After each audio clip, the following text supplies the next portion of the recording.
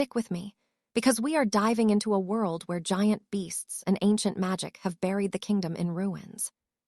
Monsters are tearing everything apart, but right in front of a massive armored centipede, a lone boy stands his ground. Suddenly, his eyes glow with raw power as he unleashes a devastating blue blast of energy straight at the creature. He smirks, having crushed the beast effortlessly, but then reality hits as a voice starts calling out for Lucius. Waking up exhausted, Lucius asks what he missed while the whole classroom erupts in laughter as the professor snaps at him. He has slept through another lecture, and the teacher warns there are only 200 days until the final Ascension trials. If he keeps napping, he will never graduate, warning him that a lazy student like him will never achieve anything great. He will not even qualify to be a laborer, then asks what the minimum mana level for a common worker is. The boy answers 0.8, as the other students mock him, suggesting they just let the poor kid keep dreaming. Someone scoffs that his level is only 0.7, leaving the teacher disappointed that Lucius is not even trying anymore. Class is dismissed, much to everyone's relief, as Leo, one of Lucius's friends, asks if that nightmare has returned to haunt him. He closes his eyes, recalling the desolate wasteland from his vision, a hellscape filled with nothing but bloodthirsty monsters. Pay attention here, because that dream tanked his mental energy, dropping his status to a pathetic 0.02. Leo reminds him they are just normal humans, then invites him to the local tavern to relax and play some games. But Lucius just is not in the mood and wants to head home, leaving Leo shocked that he is leaving so early. He tries to convince him again, but our hero refuses because he desperately needs more rest, just as another student calls. Leo gives up and joins the others, promising they will hang out next time as he heads off to have some fun. Later, walking through the city, Lucius sighs, never imagining that after being reincarnated into this world, he would still fear exams. Reincarnation was supposed to be easier, but the stress of academics is universal, and he really needs to catch up on news. You and I can see that this magical world is not that different from his old life after all, especially in the city. Massive glowing signs fill the streets when a woman hauling heavy crates suddenly tells him to watch where he is going.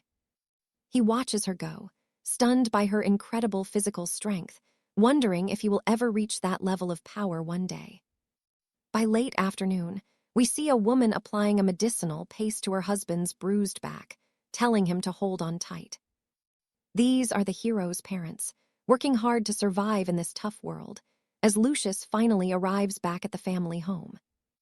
His father puts on a clean shirt and asks if he is hungry, while his mother prepares to cook a family dinner.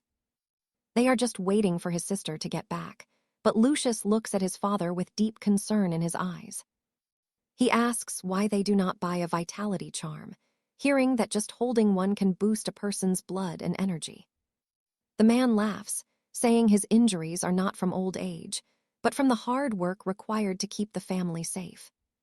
He claims he is as tough as iron, then quickly changes the subject to reveal a special surprise he bought for Lucius. It is a rare vitality elixir from the Royal Clinic, and seeing it, his mother gasps in total shock at the cost. She asks if that is the 20,000 gold elixir from the advertisements, then proudly pats her husband on the back for it. He is incredible for providing this, and she adds that her boss even let her bring home some high-quality meat tonight. They decide to have a feast to celebrate their hard work, both parents beaming with joy despite their exhaustion and many injuries. Lucius watches them laugh, keeping his thoughts to himself as his mother asks if his mana level has finally hit the mark. She hopes he reached 0.85, noting his sister is already at 0.9 as the standards are rising. The kingdom is raising the passing grade by 0.01, and a nervous Lucius retreats to his room to think. He tosses his coat aside, realizing he needs to start training immediately if he wants to survive, and closes his tired eyes. He focuses on the 24 body forging techniques, striking a bizarre pose to begin the 14 sets of grueling daily exercises. These ancient methods are recommended for all novices to build a solid foundation, and he is currently practicing the latest revised version. Ever since the Great Cataclysm happened 300 years ago, the world has become a much more dangerous place for all humans. Rifts tore through the sky and earth, letting monsters flood in while traditional steel and weapons became completely useless against their hide. Mankind needed a new power, and soon the genetic lock within them shattered, granting every person a sudden surge in physical strength. This marked the start of the Great Martial Era, yet humanity was still struggling against the monstrous tide. Cities were falling every single day as humans reached their absolute limits, while the monster hordes just kept on growing and growing. So what do you and I take from this? In a world without rest, everyone must carry the burden of the future. All right, you and I are about to see if a total weakling can survive the most brutal nightly trials. 3 rounds of holy tempering, and his rank hasn't budged. He can only think of his talented sister. His parents spent a fortune on elixirs, and even the heavens gave him a second chance by reincarnating him into this kingdom. He wonders if this is his limit. Drenched in sweat, he groans that 3 attempts weren't nearly enough. He pushes for more until his vision fades. He collapses, only to wake up gasping in a strange place. Looking around, he fears this is the dead wasteland from his nightmares. He pinches his cheek in disbelief. Suddenly, a rotting monster lunges from the shadows. Lucius hits the dirt as the beast roars and strikes. He barely manages to scramble away. Taking a good look, he realizes this creature is an undead walker. He had avoided them for nights, but his luck finally ran out. He can't believe this thing caught him. The walker tries to smash his head in, but Lucius dodges, letting the beast strike the hard ground. Frustrated, he tells the monster to stop mocking him. He slams his boot onto the creature's decaying chest. Despite his pathetic rank of 0.7, he vows that he will become a legendary knight today. With a massive kick, the walker flies backward. Lucius grabs a jagged stone, ready to end this fight. He batters the undead with every ounce of his strength. Covered in filth, he finally stops the assault. Panting heavily over the corpse, he realizes that destroying the head is the only way to kill them. Suddenly, a dark, swirling energy starts to invade his body. He panics, wondering what's happening to his soul. Visions of the walker's former life flash by, a soldier by the sea wanting to join the royal guard. He sees the man training at the fort, learning that power was the only key to surviving the blight. Then, chaos. Monstrous beasts tore through the fort gates. Strength was the only thing that mattered back then. Lucius snaps back, horrified to realize he just absorbed the memories of the very monster he just killed.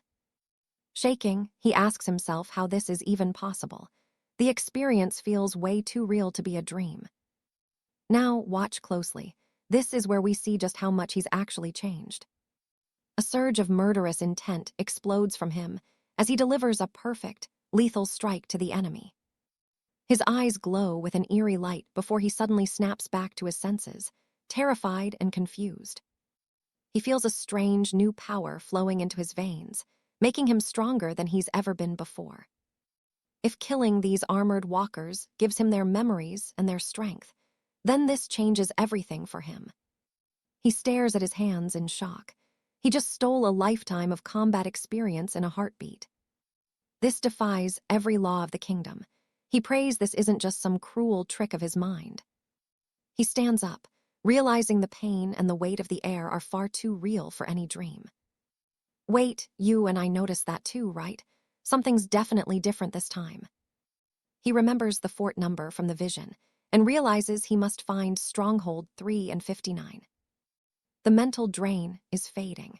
He decides to hunt down more elite walkers to steal their legendary skills. He needs their combat prowess. If he can drain their spirits, his own rank will skyrocket in no time. Suddenly, the sky cracks with lightning, and the earth begins to crumble beneath his feet. He runs for cover. His vision blurs again, and he bolts upright in his bed, realizing he's back in his own room. Drenched in cold sweat, he gasps for air. It was just a dream, or so it seemed at first. A sharp knock hits his door. His sister, 𝒂𝒐𝒏𝒊𝒏𝒈, yells for him to come down for the evening feast. He opens the door looking like a ghost. She warns him not to act like he was actually training. This is 𝒂𝒐𝒏𝒊𝒏𝒈, his only younger sibling. He can't help but chuckle as she glares at him with contempt. He tells her he accidentally fell into a deep sleep, but she just keeps staring him down with judgment. She notices the sweat and tells him to hurry downstairs before their parents lose their patience with him. Turning away, she blushes, wondering when he got so well built and if he's actually taking his training seriously. Lucius promises he's coming. They used to be so close, but everything changed after her first rank evaluation. They grew up together, but her personality shifted the moment she realized she was a natural-born prodigy. Trust me, you and I are going to want to see if he can finally outshine her. With power over 100, she is getting scouted by the top knight academies. Trust me, she is a total prodigy. Our main character feels like total garbage next to a sister like that. He thinks he is just a useless, bottom-tier brother. But checking the mirror, he is shocked. When did he get this ripped? He looks like a completely different person standing there. Usually he is exhausted, but now he feels incredible. No laziness, just pure, raw energy coursing through his body the second he wakes up. It is not just physical. He remembers everything from those zombies, every brutal combat move and secret technique he inherited in that nightmare. He realizes he has actually gotten stronger. But can he really bring that dream world power back into his actual, everyday life? He heads to the dining hall to eat with his family, still convinced these kinds of things only happen in old legends. While shoveling down food, he asks his mom if she changed her recipes. Everything tastes way better than usual today. He holds out his bowl, begging for seconds. He says it is so good he literally cannot stop eating. The guy is a bottomless pit.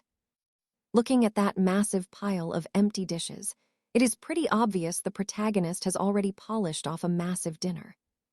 He awkwardly tells his parents not to worry because he is finally full, but his dad is not having it. His father insists on no one going hungry in this house. He tells his wife to cook another pot of rice immediately. He pats his son's shoulder, saying boys his age are always starving. Eat up, and you will hit a massive growth spurt soon. He wonders if he will actually grow.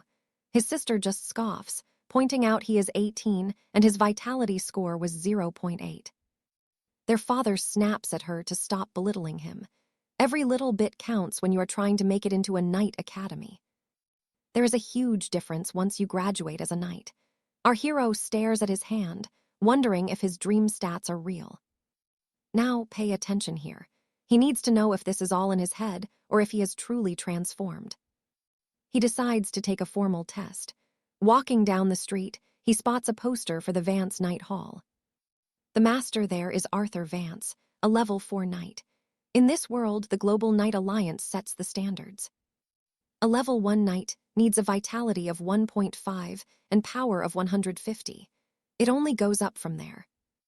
Level 2 knights are way stronger, with power reaching 1500. These rankings determine everything about your life and your future. By level 3, vitality hits 100 and power reaches 10,000. It is an insane jump in strength. To reach level 4, vitality must exceed 200, with a strike force of 100,000. That is true peak performance. He realizes a vitality score of 200 is triple his current strength. In this society, your rank is your entire identity. Just look at the academy fees. Only the richest families can afford this training. Most people are priced out of greatness. He knows his parents would pay for his sister's training, but definitely not for him. He is on his own. But after fighting those zombies in his sleep, he figures he does not even need some fancy, expensive school anyway. A woman with purple hair greets him at the hall. She asks if he is there to sign up for the enrichment classes. He tells her no. He is only here for a quick evaluation of his vitality and his current combat rating. She looks him over, thinking he is just some poor kid without a royal tutor. He definitely does not look like he has money. She politely points him toward room 8. There is an evaluation machine inside that handles everything. She asks if he needs help. He says he is fine and heads inside. It is time to see if those zombie battles actually paid off. He places his hand on the testing orb. Suddenly, a massive surge of energy explodes through his entire body. His vitality is 0.9. He is officially at the rank of an apprentice knight. This is getting wild, right? He is ecstatic. His score jumped 0.2 in just 1 hour. If this is how cultivation works, he is a natural. He is tired of being a low-level novice, but he is a genius. At this rate, he will reach the top of the knight path. Next up is the combat test. He steps up to the mannequin, ready to show off what he has learned. He concentrates his energy. All those brutal techniques from the adapted zombies are burned into his mind. He knows he is ready. He winds up and strikes with everything he has got. A massive left hook slams into the target, making the entire room tremble. The force is incredible. He waits breathlessly for the machine to give him the final result of his strike. 113. He is absolutely stunned. That score is way higher than what his vitality should even allow. Is this for real? Can he actually become a legendary knight? Just 1 hour of sleep gave him this much power. He wonders what would happen if he slept for a full 8 or 10 hours. Would he be completely reborn as a god? Later that night, he is back in bed with his eyes wide open. He is desperate for more power, but he cannot sleep. It is only 9 p.m. and he is wide awake. Stick with me, because his journey is just starting, and it is going to be epic. All right, you and I are about to see Arthur push his limits until he physically collapses from the effort. His health is finally stabilizing, which is massive considering how much his internal vitality has surged lately. But as he strikes a combat pose, he freezes, completely shocked by the move he just pulled off. He has been training like this since he was a kid, so why did his body just glitch? Then it hits him. These are the knightly techniques he absorbed from that undead warrior in his dreams. Arthur keeps training alone, laughing because he now knows over 200 lethal attack patterns. Every repetition makes his internal strength reach a new peak, and it is not just about physical movements. Pay attention here, because his secret weapon is actually a legendary breathing technique he stole from the dead. Recalling the undead warrior's memories, he masters the flow of air, realizing this power is beyond anything he imagined. Just a few minutes of this is more effective than an entire year of his old nightly drills. The results are insane, proving that his dream world is basically a treasure trove of forbidden knowledge. But suddenly, his stomach growls so loud it echoes. He is starving, and it is getting harder to ignore. His body just cannot keep up with the massive energy demands of his newly boosted vitality level. Standard meals won't cut it anymore. He needs high-grade medicinal elixirs to sustain this kind of growth. Problem is, his family gold is tight, and buying these potions would bankrupt them in a week. He needs coin fast, and then he remembers. The Royal Academy rewards its top students with massive grants. You and I both know it is time for him to finally step into the spotlight. The prize is 50,000 gold crowns, but he will have to prove his strength to the entire kingdom. The next morning in the armory, his friend mentions how weird it is to actually have combat practice. Usually the instructors just drone on about theory, but today they are finally letting the students draw steel. Looking at Arthur's shirtless physique, his friend is stunned.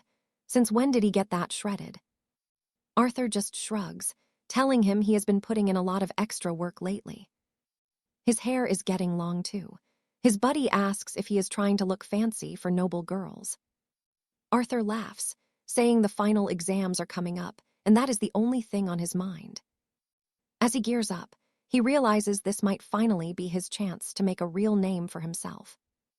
In the Great Hall, the instructor announces they will be testing their mastery over basic swordplay and combat. His friend whispers that Sir Cedric is a Tier 2 knight who has fought real monsters before. He points out a brutal scar on the knight's arm, a souvenir from a battle with a beast. But to Arthur, Sir Cedric's stance looks surprisingly basic, almost amateur compared to what he saw in his dreams.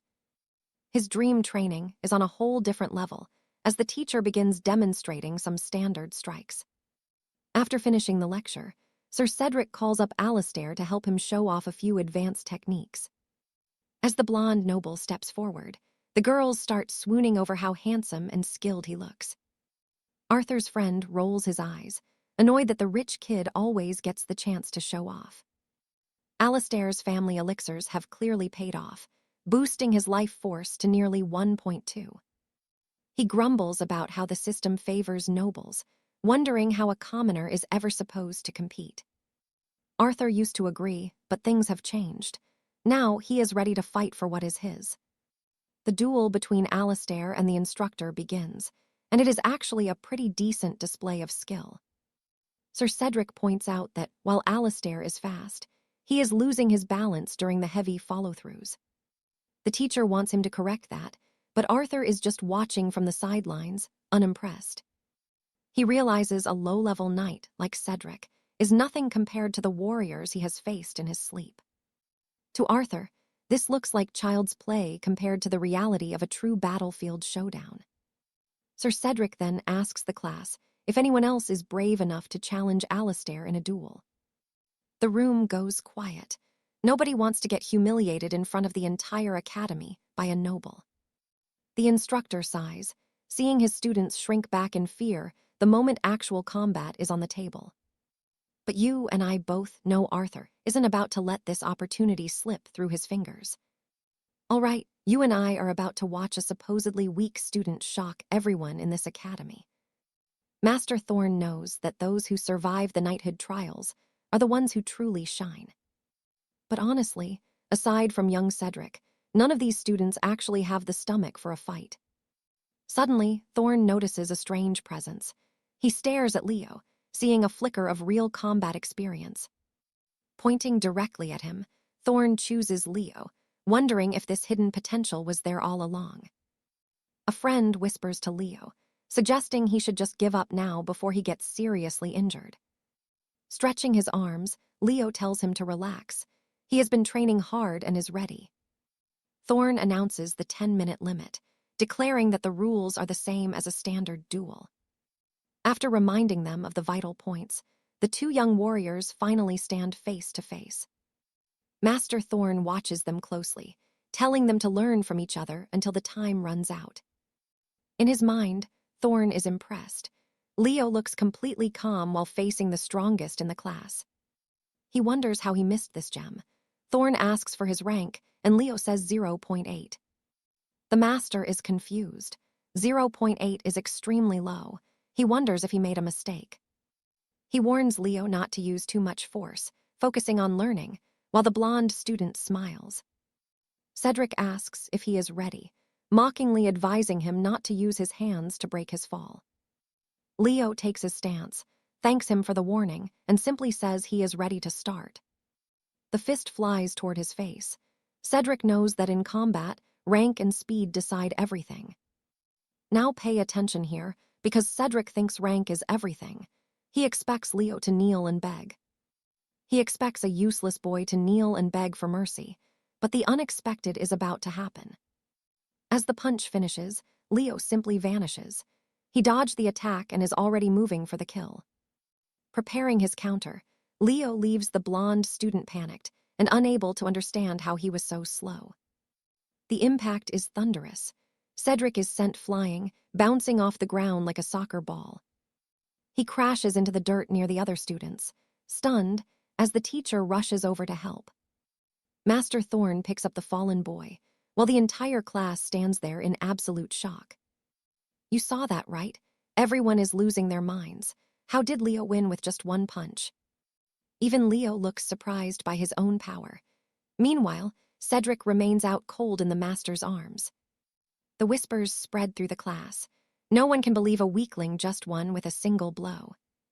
The teacher calls for a medic immediately, realizing this fight ended much faster than anyone expected. A nurse carries Cedric away on a stretcher. Leo approaches Thorn, looking nervous and apologizing. He claims it was unintentional and he couldn't control his strength. Thorn just smiles, patting his shoulder. Thorn tells him that injuries happen in combat training. Then, He asks Leo to follow him inside. Leo tells his friend to let the next professor know he will be in the master's office. Leo tells his friend to inform the next teacher that he will be busy in the master's office. Everyone is still in shock. They wonder if Leo's rank was a lie as they watch him walk away. They murmur his name as he leaves. Later, he enters the master's office and something catches his attention. He stares at a small bonsai tree, commenting that he never knew the master had such a delicate hobby. Thorn laughs, saying everyone has secrets. Then he turns serious, asking about that 0.8 rank. Leo smiles, explaining that was his last official measurement. Thorn asks if he used forbidden potions. It's a serious accusation, as drugs are strictly banned. Leo is shocked and denies it immediately. He promises he has never used anything like that. So, Thorn brings out a new measurement sphere. He explains that if Leo is clean, the sphere will prove his true strength once and for all. Leo reaches out and places his hand on the crystal. Suddenly, a massive wave of energy flows. The master is shocked to see the rank is 1.5. A rank of 1.5. That means he is a true knight and a genius at 18. Watch him now. All right, you and I are about to see a supposedly weak student absolutely shatter expectations with one single punch. As the dummy crumbles, Leo panics and apologizes while Sir Alaric watches in total shock at the raw power. The machine was built for elite knights, yet Leo broke it. Soon, they sit down to discuss these results.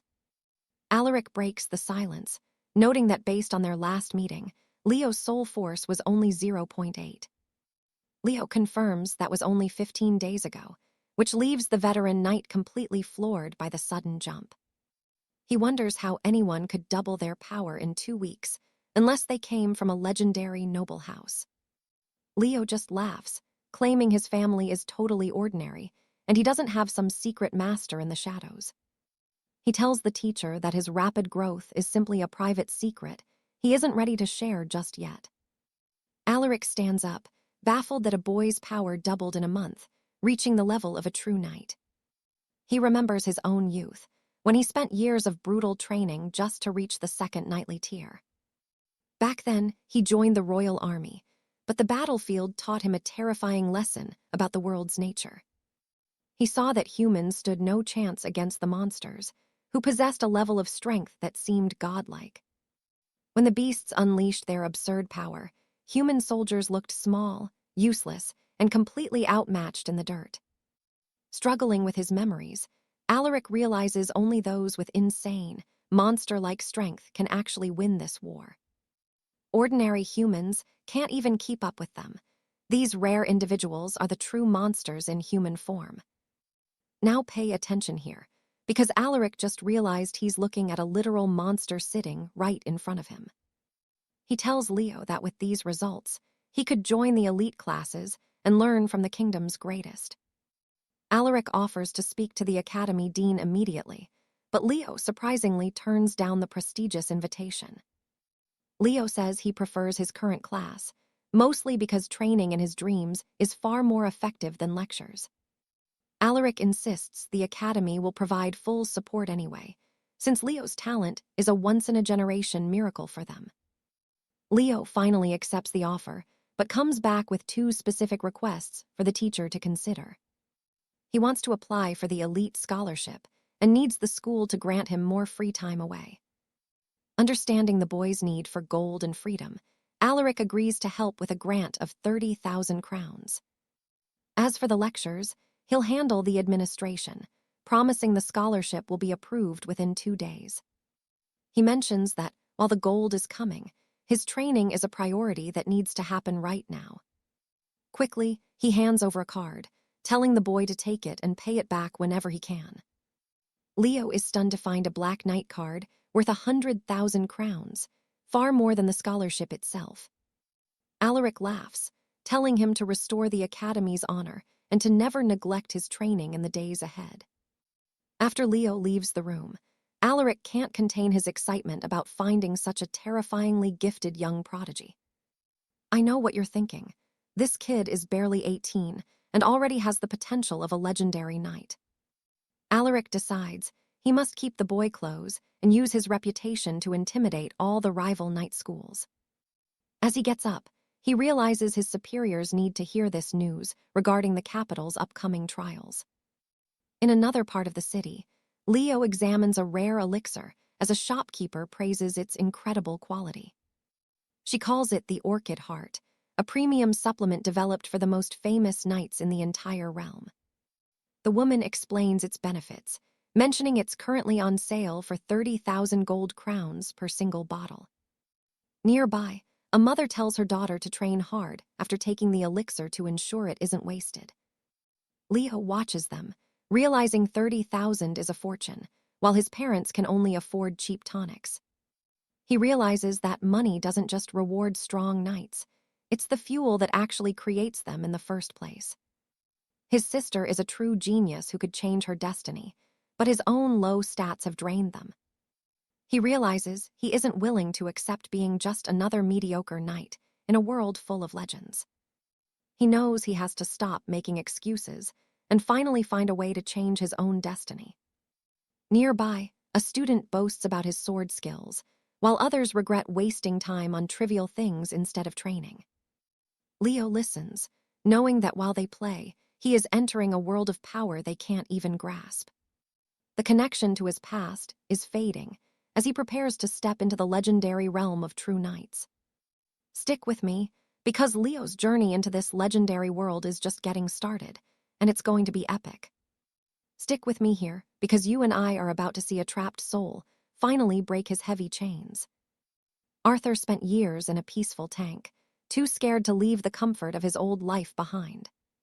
But he finally shattered those limits, seizing the chance to rewrite his destiny and explore the world beyond. He won't make the same mistakes again.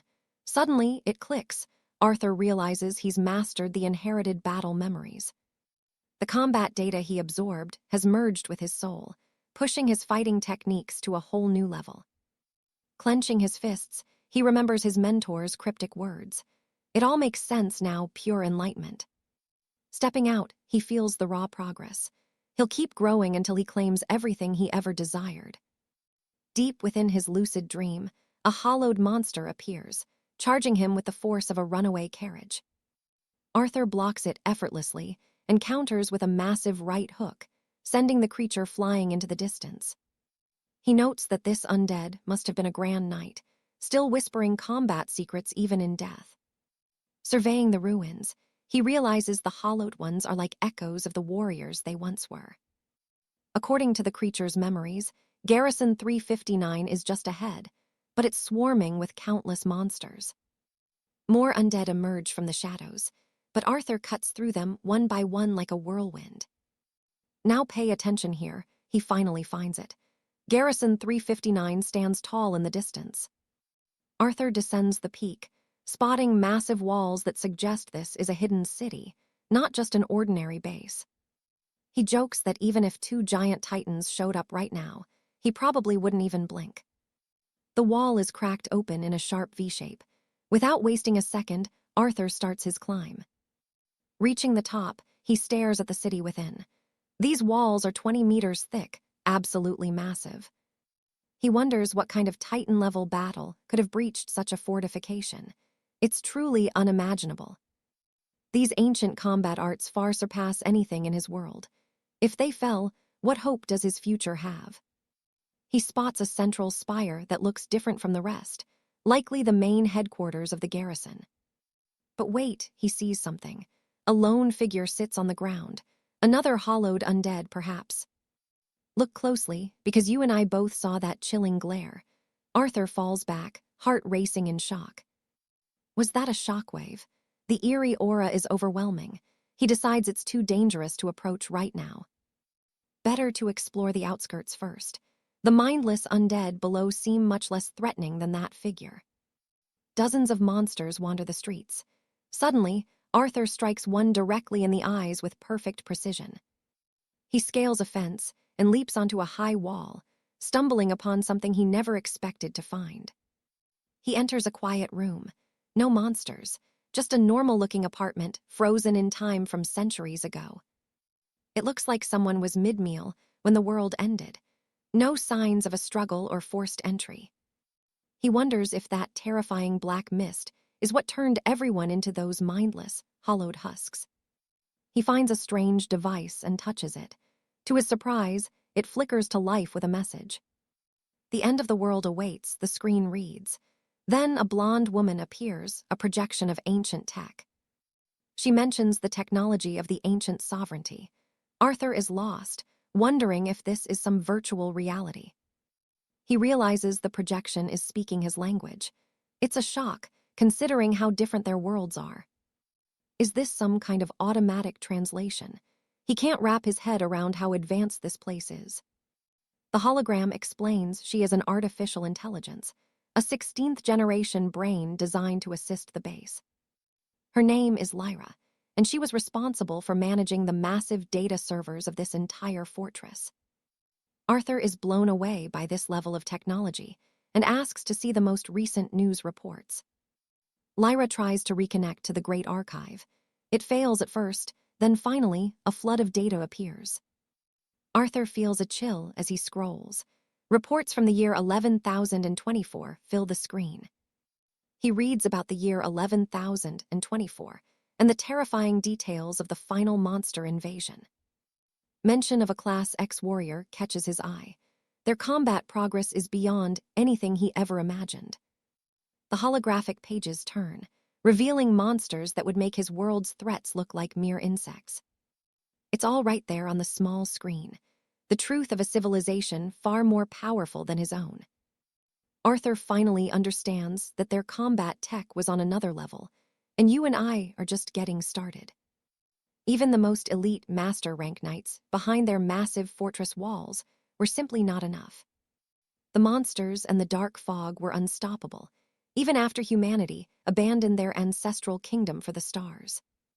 Search fleets scoured the heavens for a new home after our world was decimated, but no hope returned.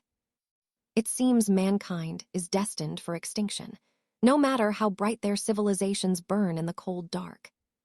Trust me, watching a world fall like this is heavy, but our hero Lucas isn't giving up yet. Lucas asks the spirit hologram to pull up the lost archives of their planet's tragic history. An ancient holographic scroll unfolds, revealing that while the ancestors were powerful, they still fell to death. He hopes to learn from their failures to stop his own era from meeting the same dark end. In year 1, massive rifts tore through the sky, vomiting out nightmares that haunted every corner of Earth.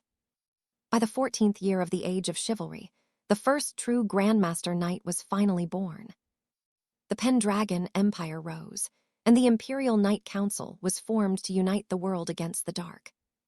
Lucas freezes in shock. He starts questioning if he is looking at his own world's actual history. The same language, the same night tears, it all starts clicking in his head in a terrifying way. Now, pay attention here. This is the twist that changes everything for our hero and for us. These weren't images of another world. It was his world, 10,000 years in the future, utterly destroyed. He desperately hopes it's a nightmare or a coincidence, as he asks the spirit to find his records.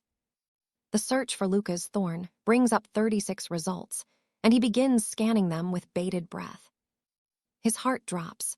According to the records, why did he only live until he was 18 years old? Was he just a commoner? He demands more intel from March of the year 299.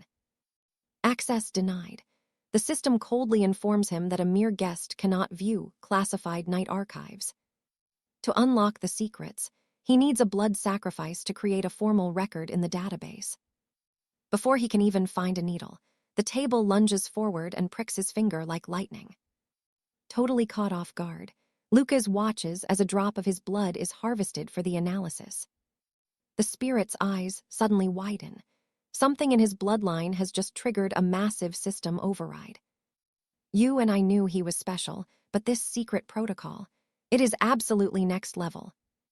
Blood analysis complete. Revolution protocol active, connecting him to the secret military command center 359. He wonders if this revolution was the final desperate plan to flee Earth before the total collapse. Suddenly, the data shifts. By becoming stronger in the present, he has already begun rewriting his future. The new records show he graduated top of Sterling Academy and ranked 23rd in the entire capital. He joined the Royal Guard at Fort Sterling, only to fall in battle at age 17. Still a bachelor, but he reached the rank of lieutenant, though his contributions were deemed mostly insignificant. Lucas realizes that his training has already pushed his death date and changed the fate of his world. Every bit of his recent progress, including his power spike before the trials, was recorded here. But in a database spanning 10,000 years, his current glory makes him look like an amateur.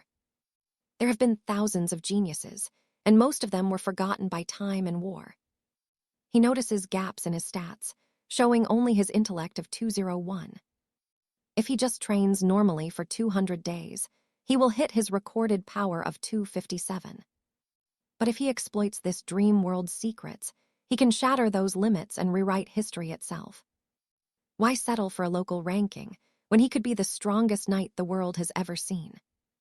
He wants his name carved into the stars, so everyone knows he was the one who survived. Staring at the data, he vows that his future will no longer be dictated by a dead past. If he keeps growing, he won't just be a soldier, he'll be the savior who stops the extinction. Every ambitious heart needs a spark, and Lucas is ready to ignite the fire of his own revolution.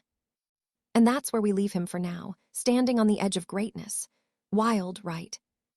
Back at home, his mother is confused why her brave son isn't wearing his academy uniform today. All right, you and I are about to watch Alaric lie to his family, just to hide his secret training. His sister looks suspicious, never having heard of such a rule, but Alaric just stands up, saying he has finished his meal. He heads to his chambers to study, earning a warm nod from his mother, who tells him to keep up the hard work. His sister senses a shift, thinking he is no longer that cheerful boy from before, now replaced by someone far more serious. To her, he feels deep and mysterious.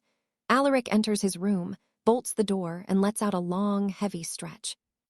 His mirror stone glows with a call from Master Thorn, his mentor, who says his new scrolls have finally arrived. The old man tells him to collect them later, but asks why he missed today's session regarding his new training schedule. Alaric cuts him off, stating he is short on time and must end the transmission immediately, leaving the master confused. He promises to explain later before cutting the connection. Right now, school is the last thing on his busy mind. He needs to grow stronger and shock the world, knowing the only path to the top is through absolute, undeniable power. To save the future, he must reach the peak. He returns to the hidden chamber in the citadel to activate the hologram. Now pay attention, because Alaric is about to uncover a treasure trove of legendary combat knowledge inside this secret chamber. The archives glow, displaying countless lost techniques. Alaric is stunned, realizing the sheer scale of the information before his eyes. It is incredible. He orders the system to filter for level 1 techniques and rank them from legendary to basic. As the filtering finishes, the spectral woman reveals the rankings, showing 3 techniques that stand far above the rest. At the top is the primal breath technique. Alaric feels his heart race, recognizing names he only heard in legends. This is the legendary Astral Forging Manual, a 10,000-year masterpiece written by Lord Valerius of the 11th tier. Part of the Ember Initiative, this breathing art was crafted by the highest masters of the ancient Knights' vanguard. There is also the Solar Core technique by Lord Julian, another god-tier warrior from the High Council of the Realm.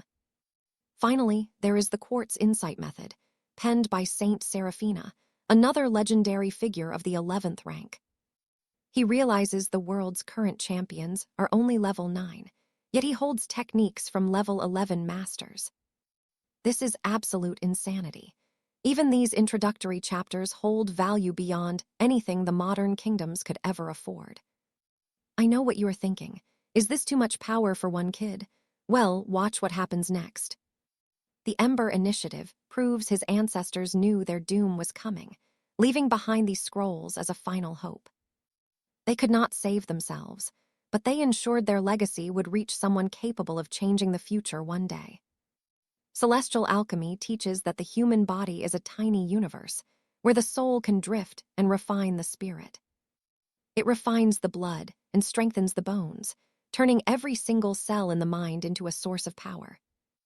His blood will become a river of burning stars, and his physical form will transform into a vessel of change.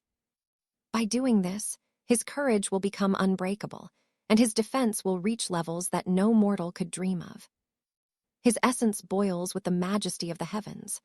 Alaric knows this is far more dangerous than any normal training. If his old training was a single point, this celestial alchemy is like the power of 1,000 suns. He prepares for the primal breath technique, centering himself to begin the first sequence known as the dragon's breath. Suddenly, torrents of flame erupt from Alaric. He snaps his eyes open, shocked by the raw heat consuming the room. This is the true power of the technique. It feels as if liquid fire is pouring out from his very pores. His blood is literally boiling, and this is only the beginning. There are countless other elemental attributes left to master. Next, he attempts the quartz insight. This method purifies the mind and hardens the spirit against any external illusions. It focuses on the most mysterious force in the realm, spiritual power. Alaric wonders if his mind is strong enough. He begins the ritual as a deep blue aura wraps around him. When he opens his eyes, he has vanished. He stands in the spirit realm, facing a giant white figure. He finally understands that spiritual willpower is everything in combat. A warrior with an iron can easily crush an opponent who relies only on brute physical strength. But he questions how to actually train this power, as nothing like it exists in his current world. It might take years to master. Alaric sighs, eventually opening his eyes as the spirit world begins to fade away. He is back in his room, exhausted. This was not just a dream. He looks at his arm and notices a strange residue. He is covered in foul-smelling sweat, realizing the training in the spirit realm is actually affecting his physical body. And that is where we leave Alaric as he heads to wash up. Trust me, you and I are not ready for his next transformation. All right, you and I are watching a legend in the making, as these dual techniques purify his body. Gripping the vial, Arthur knows his power is surging rapidly. Once his scholarship arrives, he will finally be able to brew something truly legendary.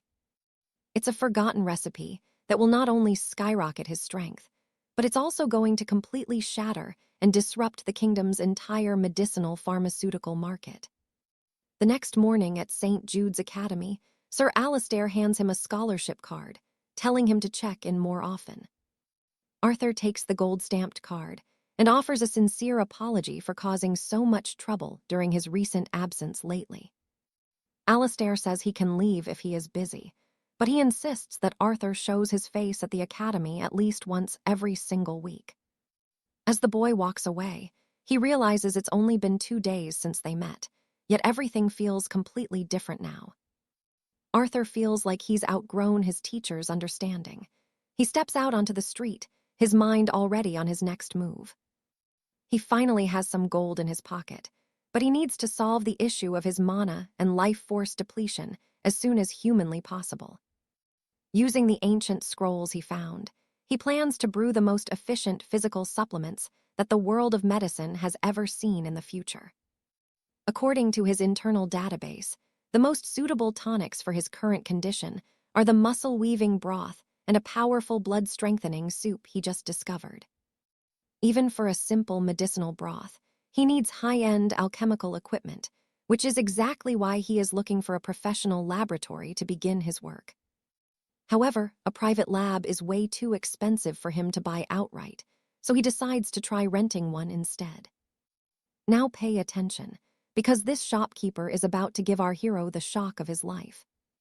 The man thinks it is a total joke, claiming that the lab is the most valuable part of his shop. He rudely declines and slams the door right in Arthur's face. That was the 7th shop to turn him down today. Checking his bag, Arthur sees he already has all the rare herbs needed for the strengthening soup, which is enough for several large batches. He has more than enough ingredients to make multiple portions. He just needs the right heat to brew them. Looking at the card, he notices Alistair gave him 800 sovereigns instead of 30. The man clearly contributed a small amount of his own money. He knows if he can't find a lab, he'll have to buy cheap tools online and risk brewing it at home. Entering a dark alley, he spots a suspicious shop. He wonders if there's an apothecary here and why it looks so shady. The atmosphere is heavy as he steps inside and politely asks for permission to speak with the man in charge. An attendant is distracted by his phone until he notices a customer. Arthur begins to speak, but the man cuts him off. The clerk tells him to just look around and bring whatever he wants to the counter to pay. He doesn't even look up once from his screen. When Arthur says he isn't planning to buy, the clerk warns him not to try anything stupid, pointing out the hidden surveillance cameras. Arthur thinks the last guy was rude, but at least he tried to help. This place doesn't care about business. The clerk is completely disinterested, barely even looking at Arthur as he continues to scroll through his phone with a smirk. The blonde man is busy staring at a girl's picture. He has no idea what is about to happen. Suddenly, Arthur reaches out and smashes the phone to pieces. Now you and I are seeing his dark side come out. The attendant is furious, but when he looks up, he sees Arthur staring back at him with a terrifying, cold intensity. Nervous now, the man asks what he wants. Arthur calmly asks if they have an alchemy laboratory available for rent nearby. The clerk is stunned, but Arthur just smiles. If the lab is ready, he is prepared to make a deal. They head to the back, where the man asks for 500 gold coins per hour, with a strict 3-hour maximum limit for his stay. He warns that they charge for the full hour regardless of time used. It's a total ripoff, but Arthur doesn't care at this point. Arthur pays the full amount in advance. The clerk is thrilled, telling him he can do whatever he wants inside. Immediately donning his lab coat, Arthur prepares to start. This will be his very first time attempting to brew this ancient and powerful medicine. He starts by prepping the green-patterned mutant lizard, carefully removing its scales to activate the hidden properties within. Next, he adds the neutralizer, carefully setting the concentration at 85% while keeping the solution in a constant stir. He then uses a magical focusing lens to liquefy a condensed moonstone, turning the solid material into a pure liquid state. He collects the glowing essence and lets it cool. The room is filled with a strange, humming energy of pure power. Finally, he has to cut into an incredibly tough jar ingredient. One slip could ruin the entire batch, so his precision is absolutely vital. After mixing all the ingredients and balancing their magical properties, he finally holds the legendary muscle and blood soup in his hands. Staring at the vial, he can't believe he actually pulled it off on his very first attempt without any major explosions. But there is only one way to know if it works. Without a second thought, he prepares to test it. He downs the purple liquid. So, what do you and I think happens next? Let's find out together. All right, you and I are about to witness a total disaster. His body trembles, he hits the floor, breaking the vial and screaming. Lying on his back in total agony, he gasps for air. He realizes these experimental supplements are incredibly potent and dangerous. The strength is unreal. He completely underestimated the draft, thinking he would get all the power with none of the side effects. He feels his skin density increasing and his pores clearing up. But then, a loud, heavy knock echoes at the laboratory door. The door swings open, and he snaps that his time isn't up yet, telling the intruder to stop bothering his work immediately. Desperate, the attendant says there is no time to explain.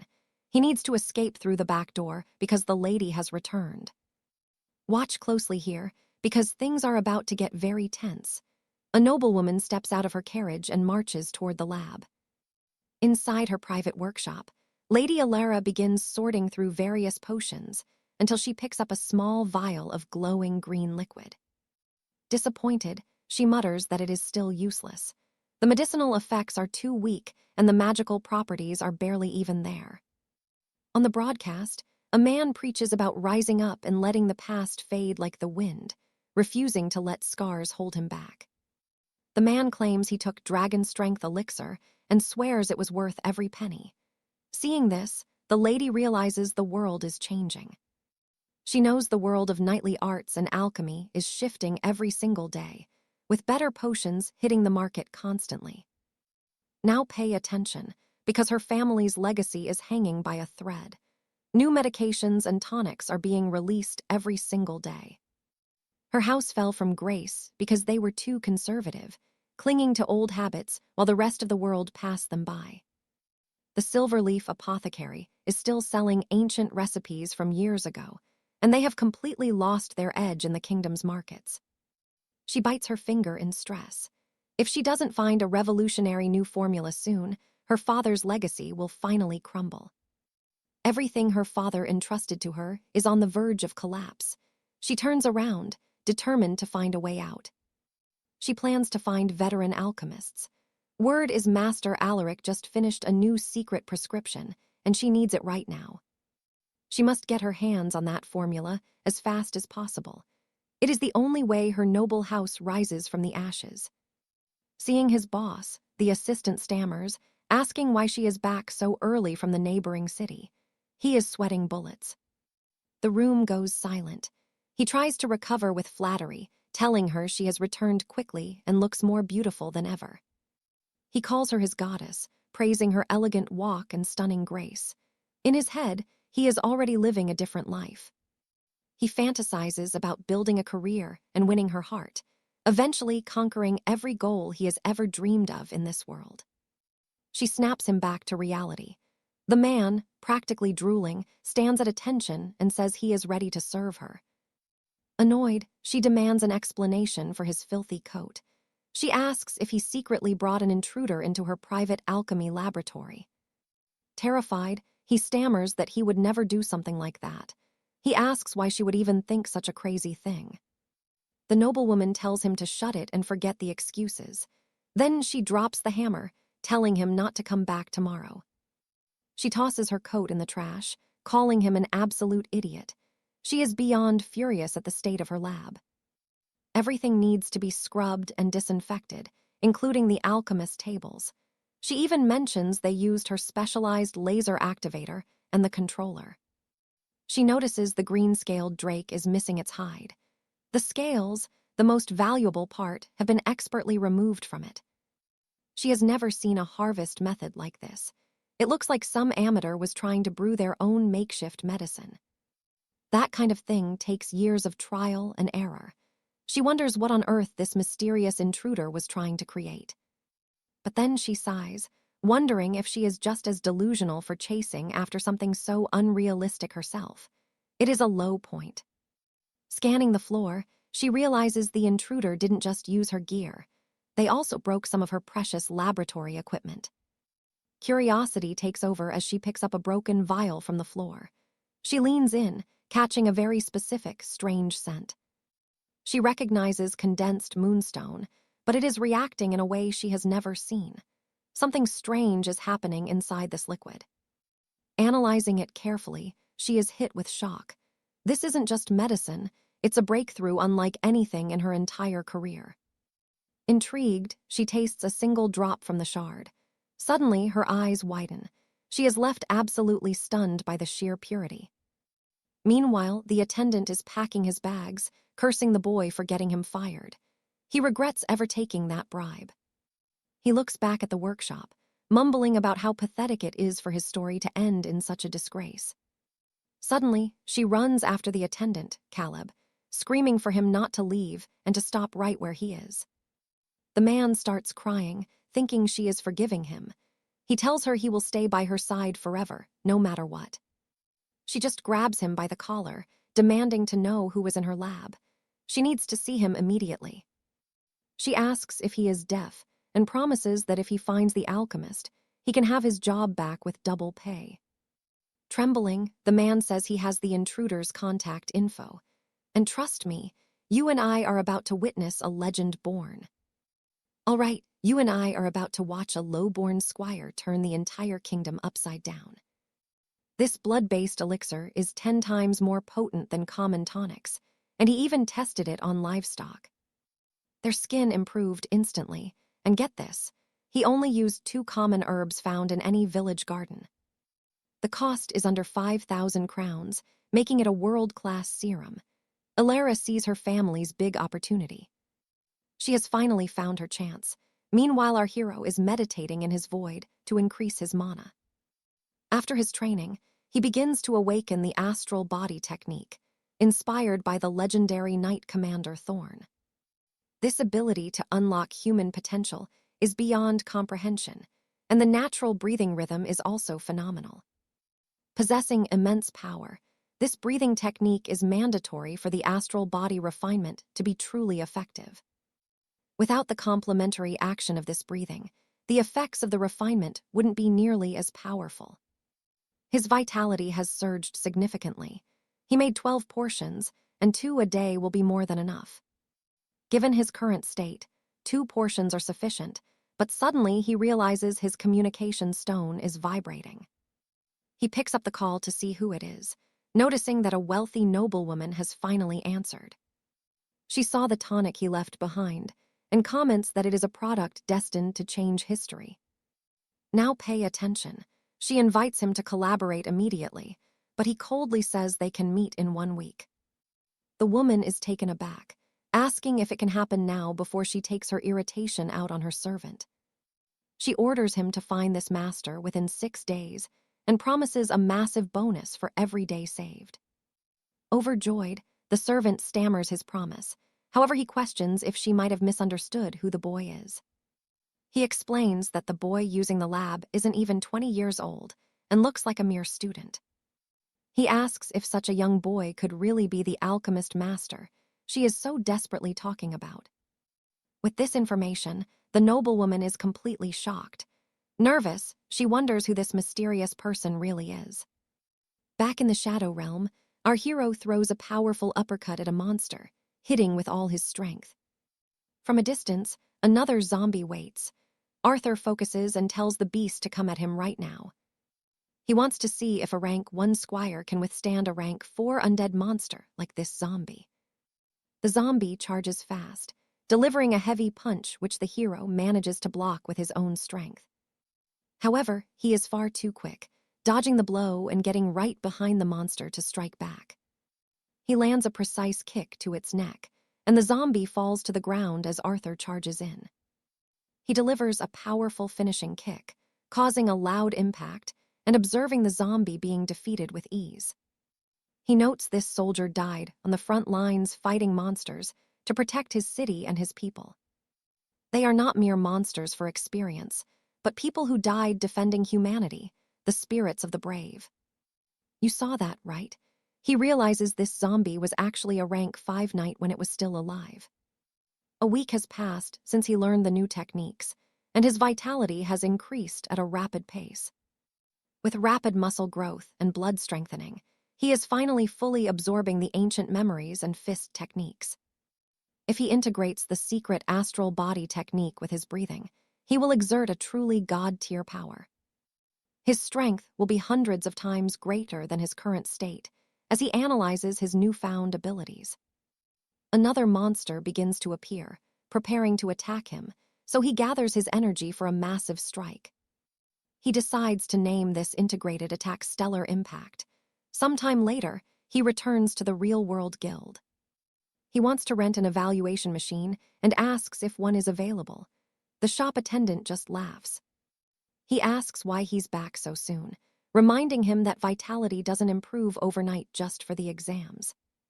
Arthur understands that coming here twice in 1 month is rare, as most people only check every 6 months. But then the man tells him he can go ahead because room 206 is finally available for use.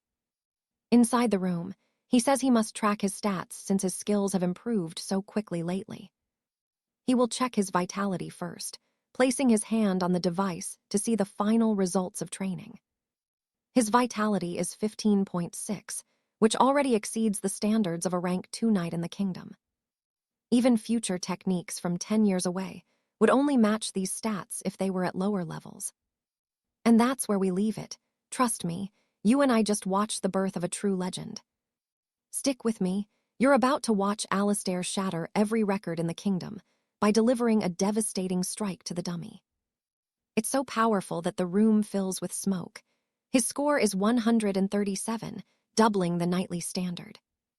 He realizes that if his hidden skills enhance his base level, his true knightly power must be absolutely legendary. He launches another massive blow, this time unleashing his signature astral flare technique to test his real limits. After finishing, Alistair leaves the chamber.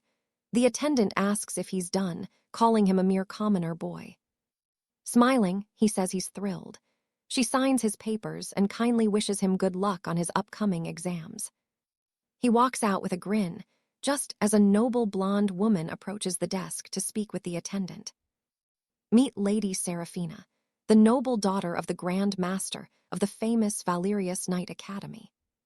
She brings her younger brother along and asks about the mysterious commoner who was just in for an evaluation. The woman laughs, calling him a typical student, but the brother thinks good looks won't help anyone survive a real battle. He notes that being handsome is useless, since it won't keep you alive when things get dangerous. Only elite professionals matter now. Looking at his plain posture and simple clothes, Alistair seems like an ordinary peasant. Seraphina reflects that while the poor attend school, true knightly mastery is reserved only for the wealthy and powerful. The massive amount of resources needed for cultivation is the reason why commoners can never hope to truly compete. Her brother has taken magical tonics since birth, making his lethality far greater than any regular student his age. She warns him never to compare his elite strength with kids who don't have those same noble privileges. Since he has access to the best resources, it's his duty to be stronger than everyone else in the realm. Tearing up, the boy admits his mistake and looks at his sister with a new sense of determination.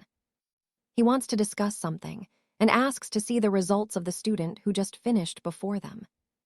He notes the guy looked a bit older and just wants to see if his own hard work is paying off. Seraphina agrees, but reminds him that the other boy was just a common person who shouldn't be boasting.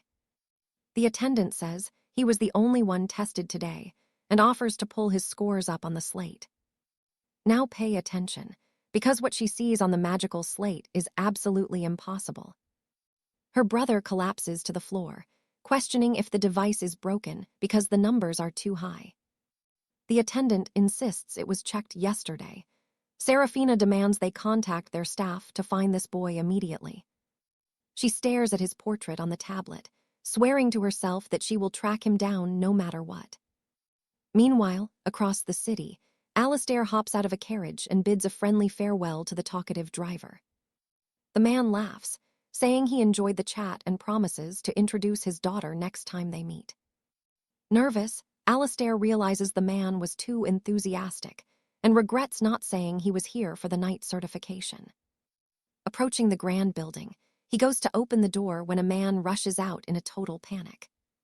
The man screams it's impossible because his power at home was 150, so how is this happening? An official explains that the council's devices are personalized and far more accurate than those sold to the public. Alistair smiles, thinking this is great. Precision is exactly what he needs to understand his true, hidden strength. He walks through the busy lobby to reception and asks how to register for the official knight certification test. The woman tells him to fill out the form first, and then proceed directly to chamber 5203. You and I know waiting in line is a total drag for someone as powerful as our main character. He overhears two guys gossiping about a girl, claiming she's the most beautiful and talented warrior in the city. They say she isn't just stunning, but her power makes her seem like she's been blessed by the heavens. He notices most people here are 25, making him the youngest, but the girl appears even younger than him. Suddenly, a mountain of a man stomps into the room, grabbing everyone's attention instantly. Another man declares that this is the moment he begins his legendary path as a knight of the realm. However, the giant shoves past him effortlessly, ignoring the smaller man as he forces his way through the crowd. Everyone is completely shocked by how tall and incredibly strong this massive, new arrival appears to be. A woman complains, asking who he thinks he is, and tells him to wait in the line like everyone else. Trust me, you and I are about to see Alistair turn this whole kingdom upside down. All right, you and I are about to watch a top-tier rank 3 knight get absolutely humbled by a kid who looks totally ordinary. A rank 3 knight is appearing, and the crowd is losing it because these elites are incredibly rare. Only 10 exist in this entire city. Leon knows that in this kingdom, raw power is the only law. Strength earns you everything, and with that, the massive rank 3 knight steps up to begin his trial. A noblewoman scoffs, claiming a rank 3 title isn't earned just by showing up for a simple test. But then the orb lights up. Everyone freezes as the result hits 107 on the scale. It is the first time they have ever seen a vitality essence score cross 100 with their own eyes. The Grand Examiner calls for Part 2, the Battle Aura test, and the giant throws a punch that shakes the room. The shockwave sends the crowd reeling back, but Leon stays perfectly still, analyzing his future opponent's every move. The instructor looks at the final tally and nearly drops his clipboard in pure, unadulterated shock. 10,831. He is officially knighted as a rank 3 elite by the Grand Association. This earns him a massive monthly pension of 30,000 gold. As he turns, he spots Leon and a girl. The girl whispers that a vitality over 110,000 battle aura truly makes him a top knight. The wind pressure from that single strike was terrifying, but Leon just wonders if that is all a rank 3 can do. The girl is stunned. She thinks it is hard enough just to stay standing in that knight's presence. What is this guy trying to prove? Then, Leon walks right up to the examiner to take his turn. He calmly asks to begin, noting the line is empty. The instructor smiles, surprised by the boy's eerie composure. Is it bravery or just pure madness to stay this calm? He tells Leon he may start the evaluation. Chuckling, the man tells him to relax and keep his pulse steady while he places his hand on the orb. The score flashes 15.7. Everyone gasps, and the girl wonders how an 18-year-old could even reach this. From the back, the massive knight realizes this teenager is already a rank 2 at only 18 years old, which is insane. That is incredibly young for such high vitality. The instructor tells him to breathe and ignore the giant's shadow. He offers Leon many tries at the combat dummy as he needs, but pay attention, because everything is about to change. He thanks the man, but says there is no need. One single punch will be more than enough for this.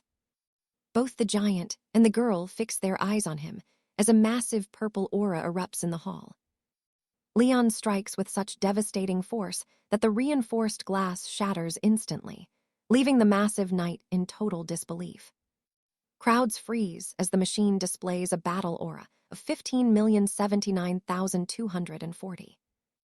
Leon realizes his new fist techniques have boosted his power 10 times higher than the standard knight requirements. The instructor stammers in total shock, unable to even process the numbers flickering on the screen. You and I saw that coming, but for these people, their entire world just got turned upside down. He apologizes that he cannot skip ranks immediately, but promises to report this anomaly to the High Council. Calling Leon a once-in-a-generation genius, he vows to report this and risk his own career to get him recognition. The man tells him not to worry. Leon just sighs and asks if he can finally go home now. As he leaves, the massive knight approaches him. Leon turns, wondering if the giant wants to start a fight. The giant looks aggressive, but surprisingly, he extends a hand and introduces himself as Sir Alistair. Leon stares back silently before introducing himself as Luong. The big guy suddenly gets incredibly excited to meet him. Suddenly, the entire crowd swarms Leon, begging for autographs and wanting to shake the hand of a future legend. Overwhelmed, the boy bolts for the exit. Outside the gates, a group of students wonders where Lady Clara is. A blonde girl asks if she passed, assuming a rank 1 test would be child's play for a genius. Suddenly, Clara spots someone walking toward them. She squints, realizing it is actually her very own brother. He asks what they are doing there, and Clara snaps back that she should be the one asking him that. She accuses him of always sleeping his life away and demands to know why he is at the night association. Leon just says he had some business to handle. One of Clara's classmates steps forward to introduce herself. They explain they are here to support their academy's nightclub during their official evaluations today. And trust me, they have no idea they just met the strongest man in the kingdom. Talk about a plot twist. All right, stick with me. You and I are about to see a total underdog story flip the script at the academy. Chloe waves goodbye, but one of the boys remarks that it looks like they were all just expelled from school.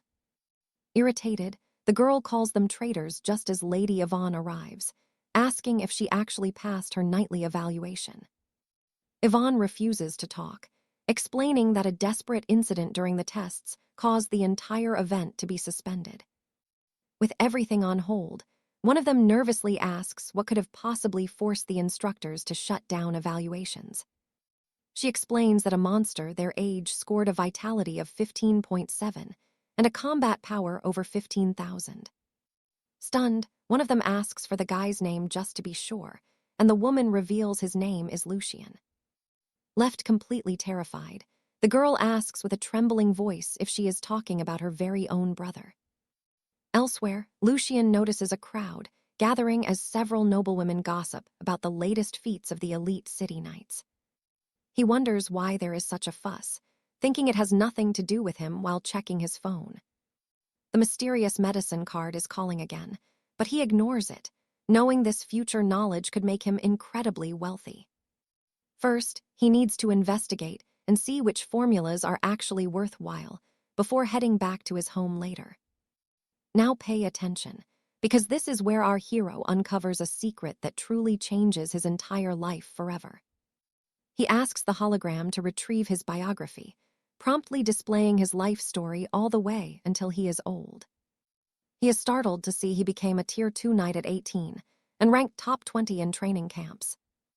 3 years later, he graduated from the Royal University and joined the military, eventually retiring as a 5-star captain.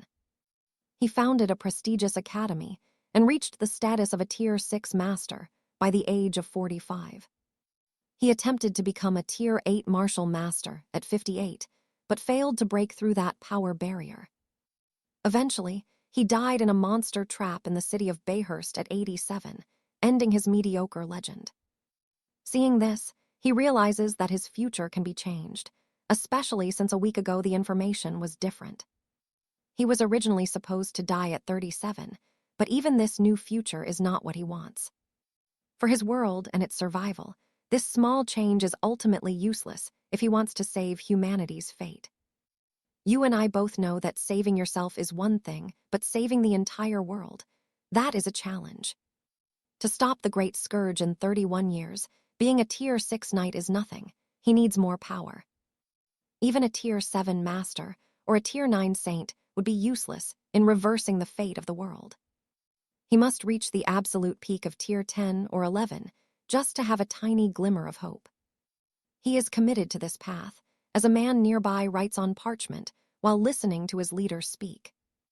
The man notes that if President Leon put this much effort into educating others, the order would be better. Laughing, he tells the leader to stop teasing him, revealing himself as Soren, the assistant director of the order. Soren explains he is not against the people, but Bayhurst lacks a noble house to provide necessary cultivation resources. Any youth with even a slight bit of talent leaves for the capital, and there is nothing he can do. Hearing this, the man remains silent, knowing the training camp is nearly here, which visibly startles the other man. It has been years since Bayhurst sent anyone to such a massive organization, so he should forget this whim. This time, no matter what, they must protect the city population from the threats lurking in the shadows outside. Irritated, he says he wants nothing more than to discover a true genius who can help him finally advance. He thinks that with top-tier resources, he could reach the level of the gods, which is otherwise impossible. Just then, a woman enters, saying that something incredible happened during the martial arts evaluation at the local academy. The man asks why she is so frantic and why she did not even bother to knock on the door. Desperate, the girl apologizes, insisting that the news is urgent and that the evaluator has very important information now. She reports that an 18-year-old Tier 2 knight appeared with a battle power of over 15,000 points. In complete shock, he tells her to quickly show the recording of the young prodigy in the testing arena. Focused, he starts looking at the tablet, watching Lucian in action and asking if that is a perfect realm. He explains it is legendary technology, and that cultivating a realm technique at that age is practically unheard of. Fewer than 10 people in the world are capable of such a feat, leaving them both in pure disbelief.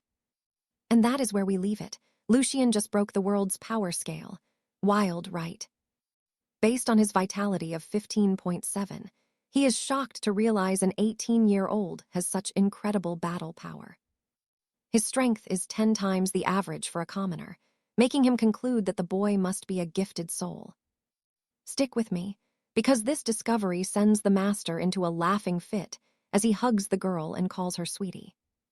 A 1-in-a-billion warrior has appeared in their kingdom, and he is losing his mind with pure, unbridled excitement. He explains that among those who train, a chosen knight possesses a gift that defies all natural logic and human limit. Upon awakening, their life force and mana skyrocket to heights that ordinary people cannot even begin to imagine or ever reach. They gain unique talents, so he rushes out to visit the manor and thank the parents for this literal miracle child.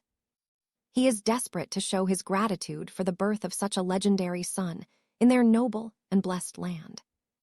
Elsewhere, a scout reports he has found Lucas, confirming the boy is currently a top student at the Royal Citadel Academy. He is at the academy, with a father at the harbor and a mother at the market, making the scout wonder. Now watch this. The scout asks what they want with this simple commoner, thinking he is just from an ordinary family. Then the girl tells him to shut up, checking her device and noting she knew the others would be fast, but not this quick. She orders the boy to go and buy the most expensive tributes for the parents, and for the sister right this second.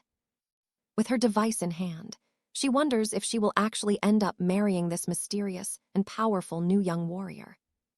Back home, Lucas is training when his sister, Lyra, tells him that some very important guests have arrived specifically for him. It has been a long time since she called him brother so kindly, making him wonder who exactly is at the door. He enters the hall to find 2 strangers waiting, while his mother urges him to come forward and meet them quickly. A man introduces himself as the president of the Knight Order, here to speak with him personally about his evaluation results. Lucas realizes this man must be at least Tier 6, so he stays respectful while saying it is a pleasure to meet. The president is impressed by the boy's calm temperament, a rare sight for someone coming from such a simple, humble home. You and I can see he is not intimidated at all, which is exactly the kind of rare composure the man admires. His mother then explains that this is Lady Alina from the Crimson Order, who steps forward to introduce herself to him. She asks if he remembers their meeting at the training grounds, and Lucas politely confirms that he does indeed remember her. The president gets straight to the point, wanting to discuss Lucas's Tier 2 rank and his massive growth in potential power. Because his power far exceeds the standard, his monthly stipend will now be matched to that of a Tier 3 knight. On top of that, the order is granting him a reward of 1 million gold coins as a special form of encouragement. His parents are completely floored, begging someone to pinch them to make sure this isn't just some wild, impossible dream. The man hopes Lucas will keep climbing and achieving more glory on his path to eventually becoming a true legend. Lucas thanks them for the support, but he knows that in this world, nothing of this value ever comes for free. He asks what they want in return, knowing he will eventually have to pay back this massive and unexpected social debt. The man says the boy's vision is broad, handing over a scroll while hoping he joins the elite talent training camp. He asks if they mean the Northland training field, standing up as he realizes the weight of the offer they're making.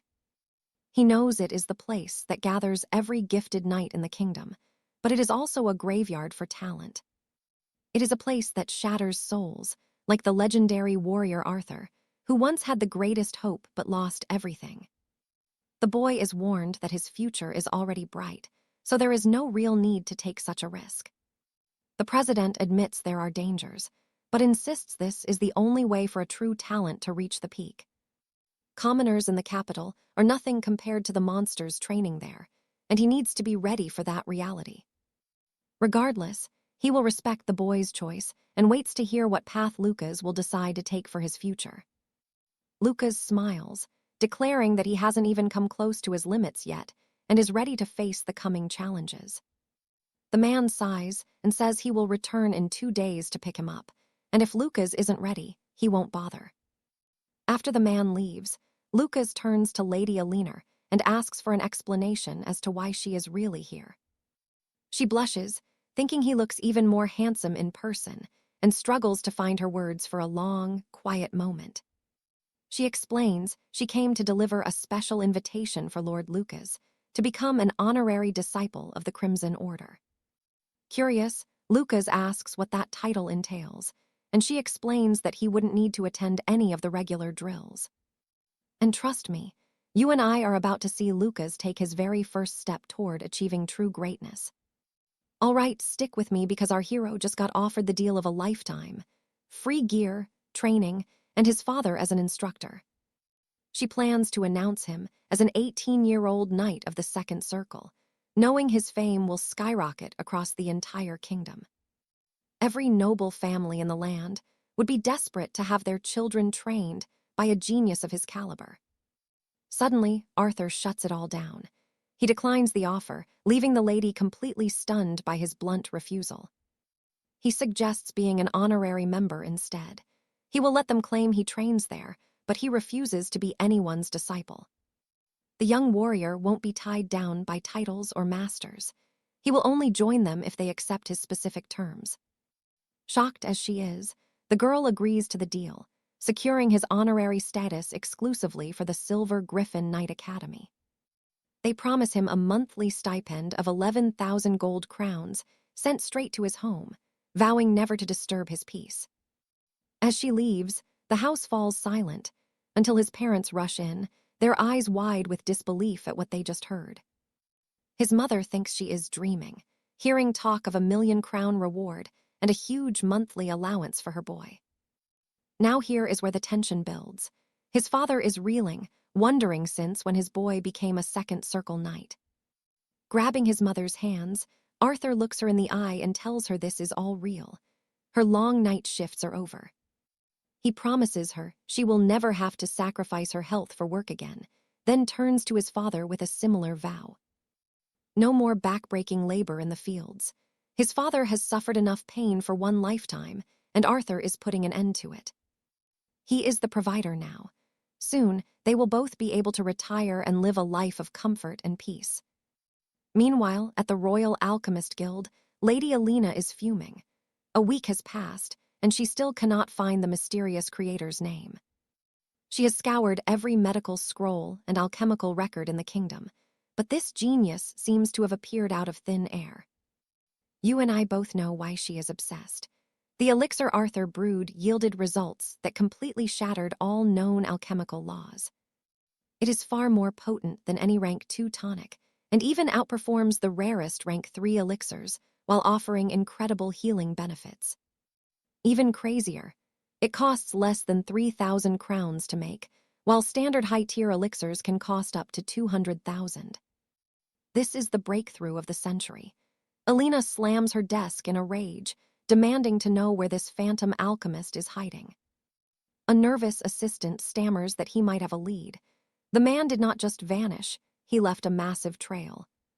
She leaps to her feet, desperate for answers, as the boy points toward a headline in the latest Kingdom Gazette.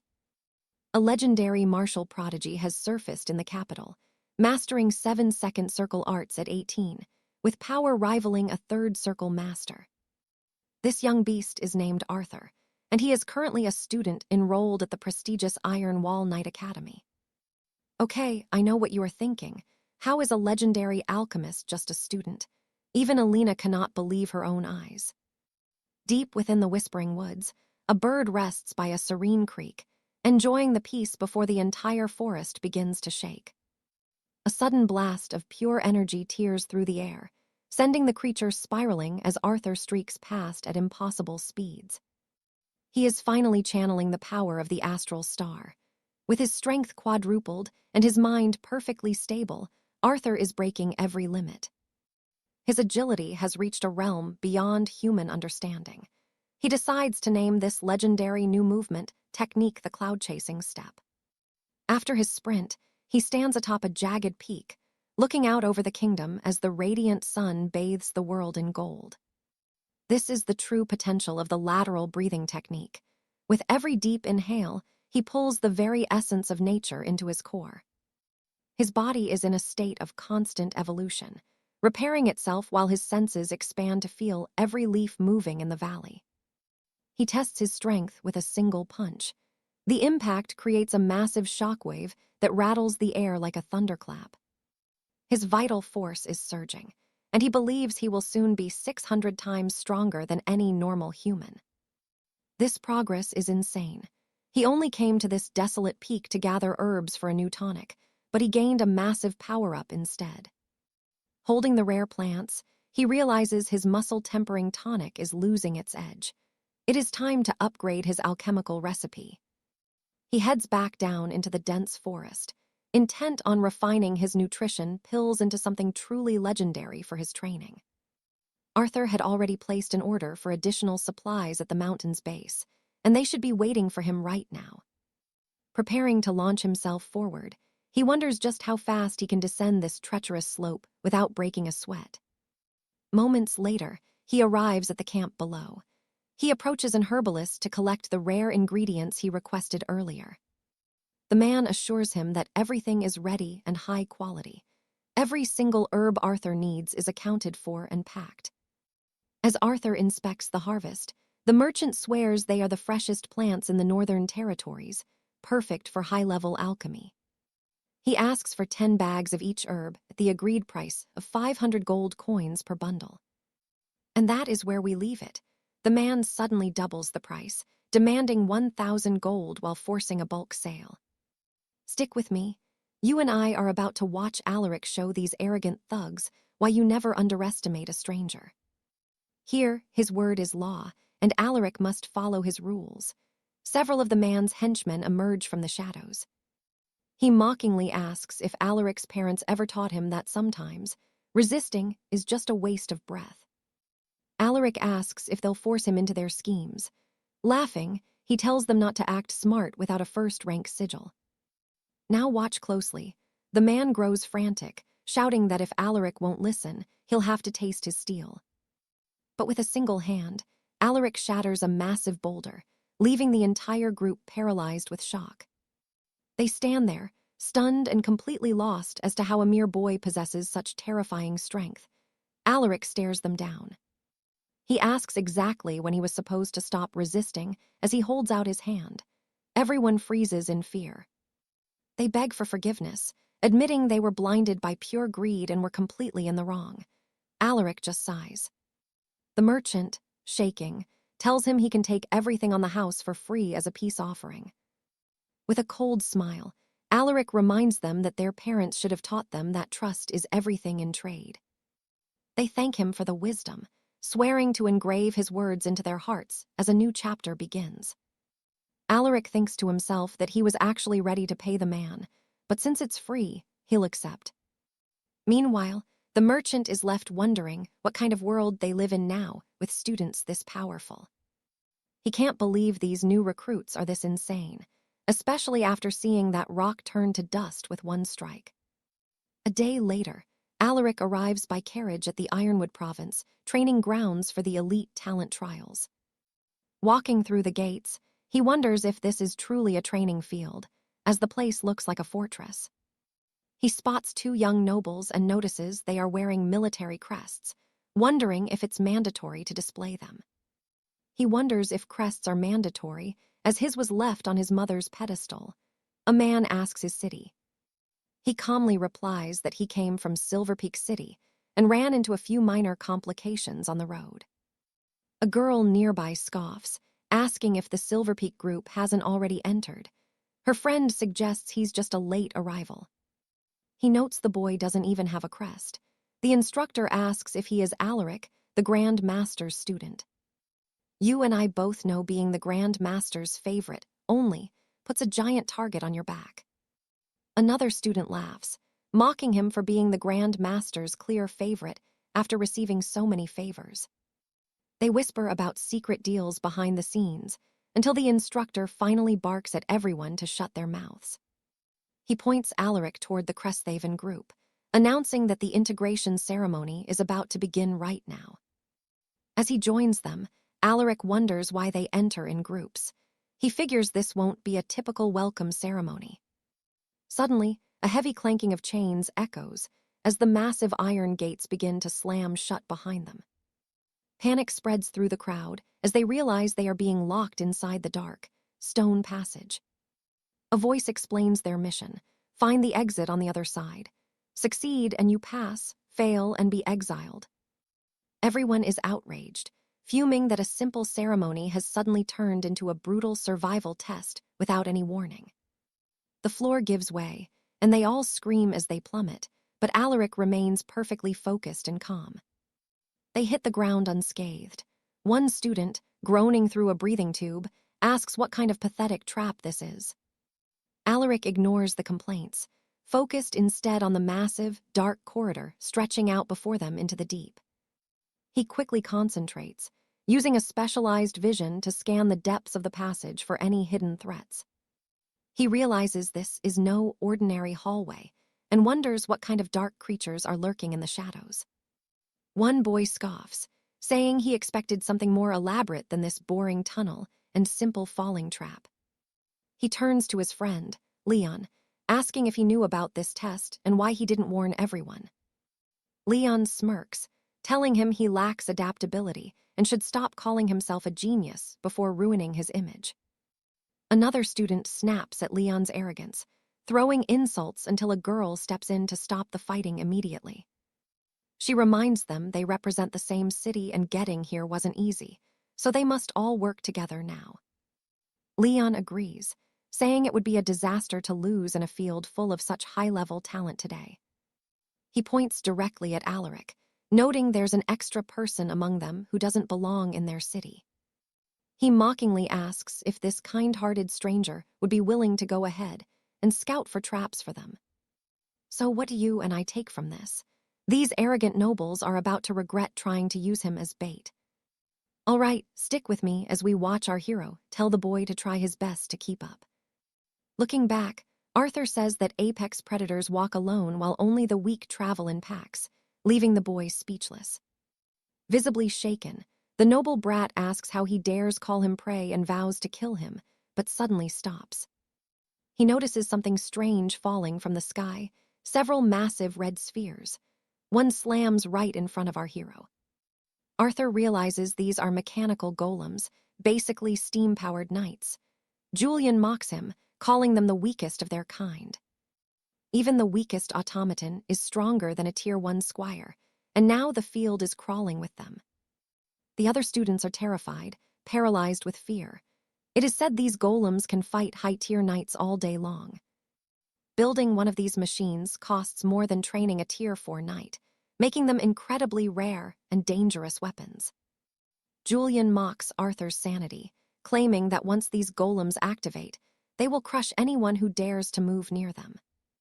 With arms crossed, another noble sneers that Arthur isn't even a ranked warrior and will be flattened by one punch. A girl screams for him to watch out, just as a massive iron fist lunges straight for the hero's head. Now, pay attention here. A massive explosion rocks the area, sending dust and debris flying in every direction. The students shield their eyes from the impact, but as the smoke clears, they see Arthur holding the golem's fist. Shocked, Julian can't believe his eyes. He wonders how a commoner actually managed to stop a full-power golem strike. Smiling, our hero asks if that's all they've got. With a casual grip, he begins to crush the metal shell. Using only one hand, he completely shatters the automaton as dark energy leaks out from its broken mechanical core. You feel that too, right? He looks absolutely unstoppable. The students are already wondering if he is even human.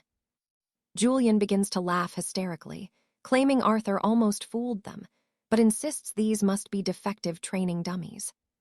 He argues they're likely as weak as wooden targets, and that Arthur just got lucky despite being unranked. Everyone doubts him, so Arthur tells them that explaining reality to idiots like them is just a total waste of breath.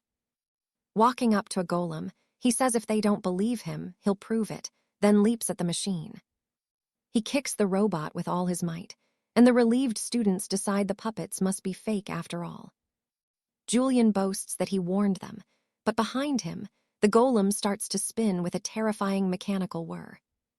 Before he can finish, the machine lands a brutal punch on Julian's face, launching him into a stone wall. Drooling in agony, he gasps that these aren't Tier 1 machines. They are Tier 2 golems, far beyond his power. As the boy lies broken on the ground, he realizes that if these are Tier 2, then Arthur's rank is terrifying. Every golem has a core that needs a precise strike to deactivate, but now they are being completely surrounded. Arthur decides this is getting boring and proceeds to dismantle every single machine single-handedly with total ease. The proctor panics, wondering why his brand-new mechanical golems are all malfunctioning and shattering into pieces like scrap metal. He wonders how a bunch of unranked kids could possibly defeat Tier 2 golems. Arthur then calls the man over. The man is confused, wondering since when he became a mere gatekeeper for this brat's second trial in the camp. Determined, Arthur hopes the next challenge won't disappoint. He activates his cloud-chasing technique and prepares his star impact strike. Standing right in front of him, the man is paralyzed with terror. Suddenly, a notification announces that Candidate 8 is disqualified. A blonde woman analyzes the data while sipping from a cup. A green-haired man approaches, smiling at the day's chaos. He calls her by her name, Sybil, but she immediately shuts him down with a very cold look. She tells Major Silas not to be so informal and suggests he help her review the new student materials. Silas agrees to Lieutenant Colonel Sybil's request and asks about the quality of the new knights in this year's camp.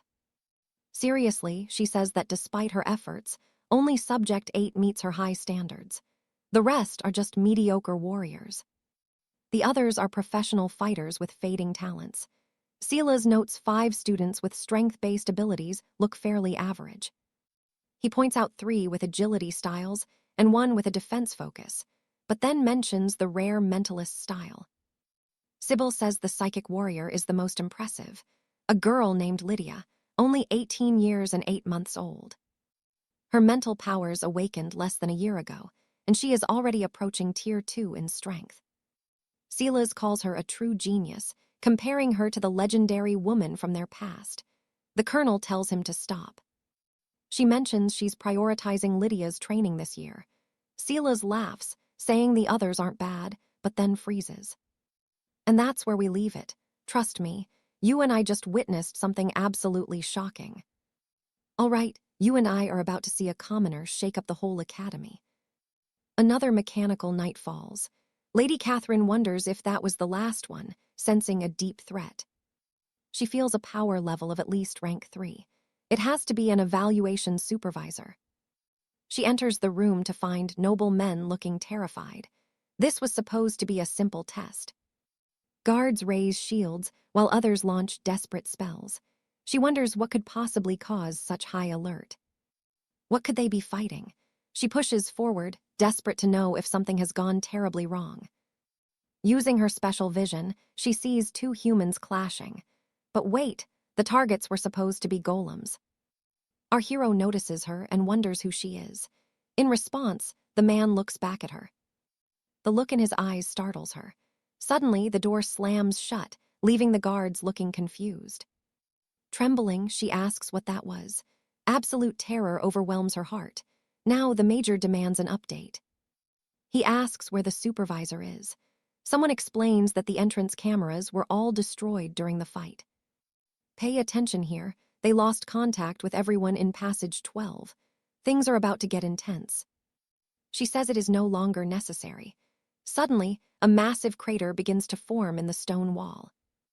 Breaking through the stone, Lucas emerges looking relieved. The men realize he is a student, but then a murderous aura erupts as he carries an unconscious man. The lieutenant asks if he is from Kingswood. Lucas drops the body and introduces himself as Lucas from Bayford. The major just smiles at him. She says he has guts. Not only did he smash the golems, but he also defeated the instructor. With a smirk, the boy says it was all a misunderstanding. He thought it was part of testing. The instructor seemed strong, so he didn't hold back. The woman watches him in silence, observing his aura. Suddenly, a wave of power erupts from her toward Lucas. He simply stands his ground, saying nothing. She congratulates him on passing the entrance trial. Then, she tells him to go rest in the dorms. You and I both know those golems were just toys to him. Let's see how they rank him. His records say his vitality is 15, but his combat power is 15,000. Is that even possible? His combat power is 15,000. Is that even possible? This evaluator says she used psychic energy. The major asks how she handled that monster. She says the records are clearly wrong about this boy. He is now a high priority, just like Catherine. This year's selection is going to be very interesting. Meanwhile, Lucas wonders if that was a psychic surge. Her power feels 5 times stronger than his own. The man says it is time to eat. He offers to take him to the cafeteria before bed. Lucas thanks him for the meal. The man tells him to eat as much as he likes tonight. Soon, Lucas finds himself at a table covered in delicious dishes. Everything looks and smells absolutely incredible. He says it is all delicious and orders 10 more plates. As he eats, a woman approaches. She asks if he is Lucas. She introduces herself as Lady 𝒂𝒂𝒂𝒏, another representative from his home city. She asks to join him. He just tells her the food is unlimited and to go get some. Irritated, she thinks to herself that she is not here for food. Lucas asks about their home city. The president said Bayford hasn't had a rep in years. 𝒂𝒂𝒂𝒏 says he must have misunderstood the situation. They send people every year, but almost no one ever passes the entrance test. Most are sent home. Even those who pass usually fail because they can't earn enough points. They just become fodder for others. Lucas asks what these points are. She explains that points are the only currency in this military camp. If he wants equipment, training, or even a room, he needs points. This special meet requires them too. She explains that points are the main currency here. If he wants any resources, he must pay. Consulting with masters, buying tonics, and even securing a bed requires spending his hard-earned points. Even a place to sleep requires points. This meet is exclusive, and only 3 people have earned it. Surprised, he asks how they got them. She says points are earned by passing difficult trials and evaluations. They gained points by passing the entrance exam perfectly. Kyle, a ranked martial artist from York, is one. He has an awakened soul. Trust me, you and I won't forget this clash. All right, stick with me because this new batch of recruits is elite. We have Marcus, a silver-tier knight from Eastbury. Then there is someone even rarer than a knight, a sorceress with psychic arts. It is said that her talent and skill surpassed everyone in this year's training. That person is Seraphina. She was walking down the hall when she suddenly noticed something strange. Looking to the side, she sees our protagonist, Julian, devouring an entire roast chicken. Seeing this, she's completely startled. She nearly drops her food in shock. Julian asks if she's hungry, and his friend asks if he knows her. Julian responds that they only met briefly. Seraphina mentions a 4th recruit, but the rumors about them are actually quite absurd. Besides being extremely strong, they supposedly managed to destroy almost all the iron training golems alone. That power is just insane. On top of that, she says that person is a maniac, and they even beat the supervising instructor to the point of hospitalization. She says they are talking about a raging lunatic and laughs. saying she doesn't believe such a person actually exists here.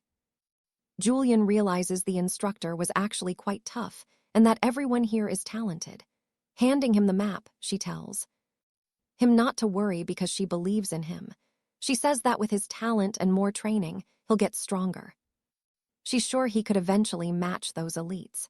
Wiping his face, Julian thanks her politely when someone suddenly appears behind him. Now, pay attention here, because things are about to get very interesting.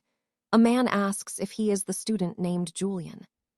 The person informs him that because he destroyed 18 iron golems and hospitalized the instructor who is still in the hospital, he needs to take him for interrogation now. Seeing this, the girl becomes frightened, realizing that the person she had been talking about was actually Julian. Everyone in the cafeteria also becomes very scared and shaken by the news. Standing up, the boy slams the table and says he understands. Nervously, he mentions he's no longer hungry and asks if he can take his meal to go. The man looks serious but says it's fine. Julian apologizes to her and says he has to go. A few minutes later, he leaves the cafeteria, leaving everyone in a state of total shock. They keep questioning if the rumors were actually true and if such a monster really exists. The girl feels a mix of fury and embarrassment after everything she just witnessed. Later at the command center, the colonel tells Julian that he is truly an exceptional student, having spent half of the annual budget so quickly. With crossed legs, she states that each iron golem is worth tens of millions of gold. Furthermore, none of them can be repaired, so she congratulates him on the chaos. However, she mentions that the council decided not to take any action against him since he was only doing what he was supposed to. Suddenly, the major arrives along with 3 other elite students. He comments that it's perfect that all those who pass their evaluation are here at this moment. Julian notices them immediately. Commander Alistair congratulates everyone for passing the entrance trials and says they did very well. He looks at them all. He explains that in this training camp, the stronger they become, the more resources they'll receive. He'll give them the rewards they deserve for their hard work. As soon as they accumulate enough points, they will be recorded on a merit scroll. He begins handing the scrolls out. Pay attention, because this is where the real hierarchy starts to show. He hands the scrolls to them and explains that these are the gold merit scrolls mentioned before they arrived. Each one contains exactly 100 points. One recruit gets excited, shouting that he's now in the lead. Seraphina is happy with her 100 points, enough to secure private training from the legendary mind arts master. However, when she looks to the side, she notices something strange. People then ask why the hero's scroll is white. Holding it, the boy comments that he's never heard of this before and questions if it's an empty scroll. On the scroll are the usage rules, stating that the Monster Meat Tavern costs exactly 5 points for every single meal. It also lists details about standard training sessions. After reviewing it, Julian concludes that apparently eating meat is the only useful thing about the card. The major intervenes and tells him to be grateful because the card has 1,000 points. If it weren't for the instructor's help, he'd be in debt for the damages. Everyone is shocked to hear the news. They realize the card indeed holds 1,000 points. In response, the man says he thought the camp was about skill. He says he didn't know there were special privileges here. He faces the situation and says this is quite disappointing. The redhead wonders what kind of crazy connections they're dealing with. Seraphina asks if they don't know what Julian did. Trembling, the man says they've heard rumors that he bribed the instructors. Tearing his shirt, he yells that the supervisors are all at least 3rd Circle Knights. He claims that only a 4th Circle Knight would be powerful enough to beat them in a fight. Trust me, Julian is about to show them exactly what he's made of. All right, you and I are watching Lucas face a noble who thinks nobody can defeat him in this academy. He demands Lucas prove his worth right now because in this camp, only the powerful get the best resources. A panicked captain tries to step in, but the general holds him back, wanting to see this play out. Lucas asks if he is really sure, but the irritated noble dares him to pierce his iron skin. Now pay attention, because our hero is about to end this with a single flick of his finger. The impact is devastating, sending the man flying through the air and crashing with terrifying force. He smashes straight through the wall as Lucas calmly hopes they won't charge him for property damage. The noble is left unconscious in a pile of rubble, while the entire courtyard stands in total silence.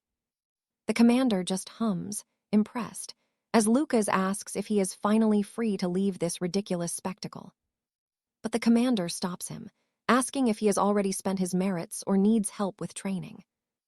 Lucas thanks him, but says he has more important things to do, leaving the commander completely baffled.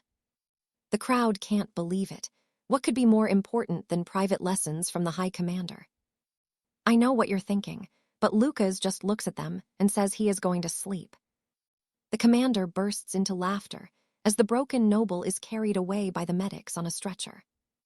He really went to bed.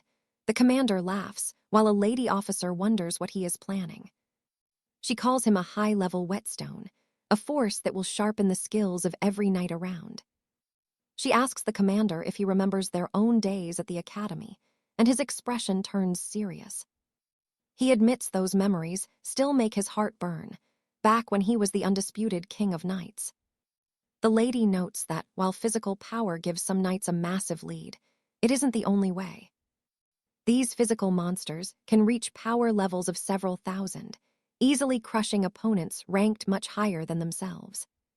But speed, tactical judgment, and battlefield experience are just as vital to a knight's survival in the long run. Relying on raw strength alone is never enough for growth, and many such warriors eventually fade away. They wonder if that will be Lucas's fate, but meanwhile, he is battling an undead knight in his dreams. He dodges a lethal strike and quickly prepares to launch a fierce counterattack against the rotting warrior. Lucas intercepts a massive blow, catching the opponent's arm and preparing a lethal strike of his own. He drives a sharp blade into the earth, creating a shockwave that knocks the undead knight off balance. Seizing the moment, he delivers the finishing blow to his exhausted opponent and finally catches his breath. That zombie was a rank 6 master, as strong as the head of the Royal Knight Association. To Lucas, these dream battles are the true treasures, far better than just increasing his raw physical vitality. He masters every style, footwork, fists, and blades, all within this strange landscape of eternal dreams. Human strength is usually limited, but he stands on the shoulders of giants, erasing every single weakness. This is his path to becoming a complete martial artist, a warrior with absolutely no blind spots. He realizes that without his physical energy training, he wouldn't have survived one hit from that monster. Since this energy is his foundation, he knows he must push his physical limits even further than before. Later, he focuses inward, clearing his mind of all distractions to refine his spirit in the deep silence. His subconscious reaches out to a giant version of himself, and a mysterious purple glow fills the room. Suddenly, he is pulled down as if into a vacuum, the pressure mounting as he advances. He wakes up as a surge of power shatters every piece of glass around him in a violent explosion. Exhausted but stronger, he realizes he has advanced again and decides to check his rank in the archive. He calls for the system to show his biography, eager to see the results of his intense meditation. Trust me, you and I are looking at a future rank 7 grandmaster with the power of a lord. Becoming a grandmaster means his permissions have increased, giving him access to the kingdom's most guarded secrets. He immediately requests advanced techniques for refining his astral body and mastering the art of natural breathing. The archive complies, displaying a list of legendary skills that would make any noble house jealous. He realizes that with level 3 access, he can view the most powerful forbidden arts. Stick with me. Arthur's about to uncover a legendary secret as he reaches for an ancient scroll called the Divine. Illumination of the Underworld King, a rank 11 power from the Great Knight Alliance. It's a complete martial art. His eyes widen in pure shock. This is incredible. He never expected to find something this rare hidden away here. It's an art designed purely for psychic mentalists, teaching them exactly how to weaponize their inner mental energy in battle. It covers mental energy combat tips, but most importantly, it's entirely unique, unlike any other psychic art in the kingdom. The true essence of this underworld king technique is using mental power to manifest a second body within the user. It's literally a second self. This clone is so complex it perfectly copies every muscle, cell, and even his bloodline. Every single part of him is duplicated for one goal, total perfection, with absolutely no openings for an enemy to strike. The first stage of this divine illumination uses concentrated mental force to internally fortify and reinforce all of the user's organs. This massively boosts his overall vitality, which is exactly what Arthur needs right now.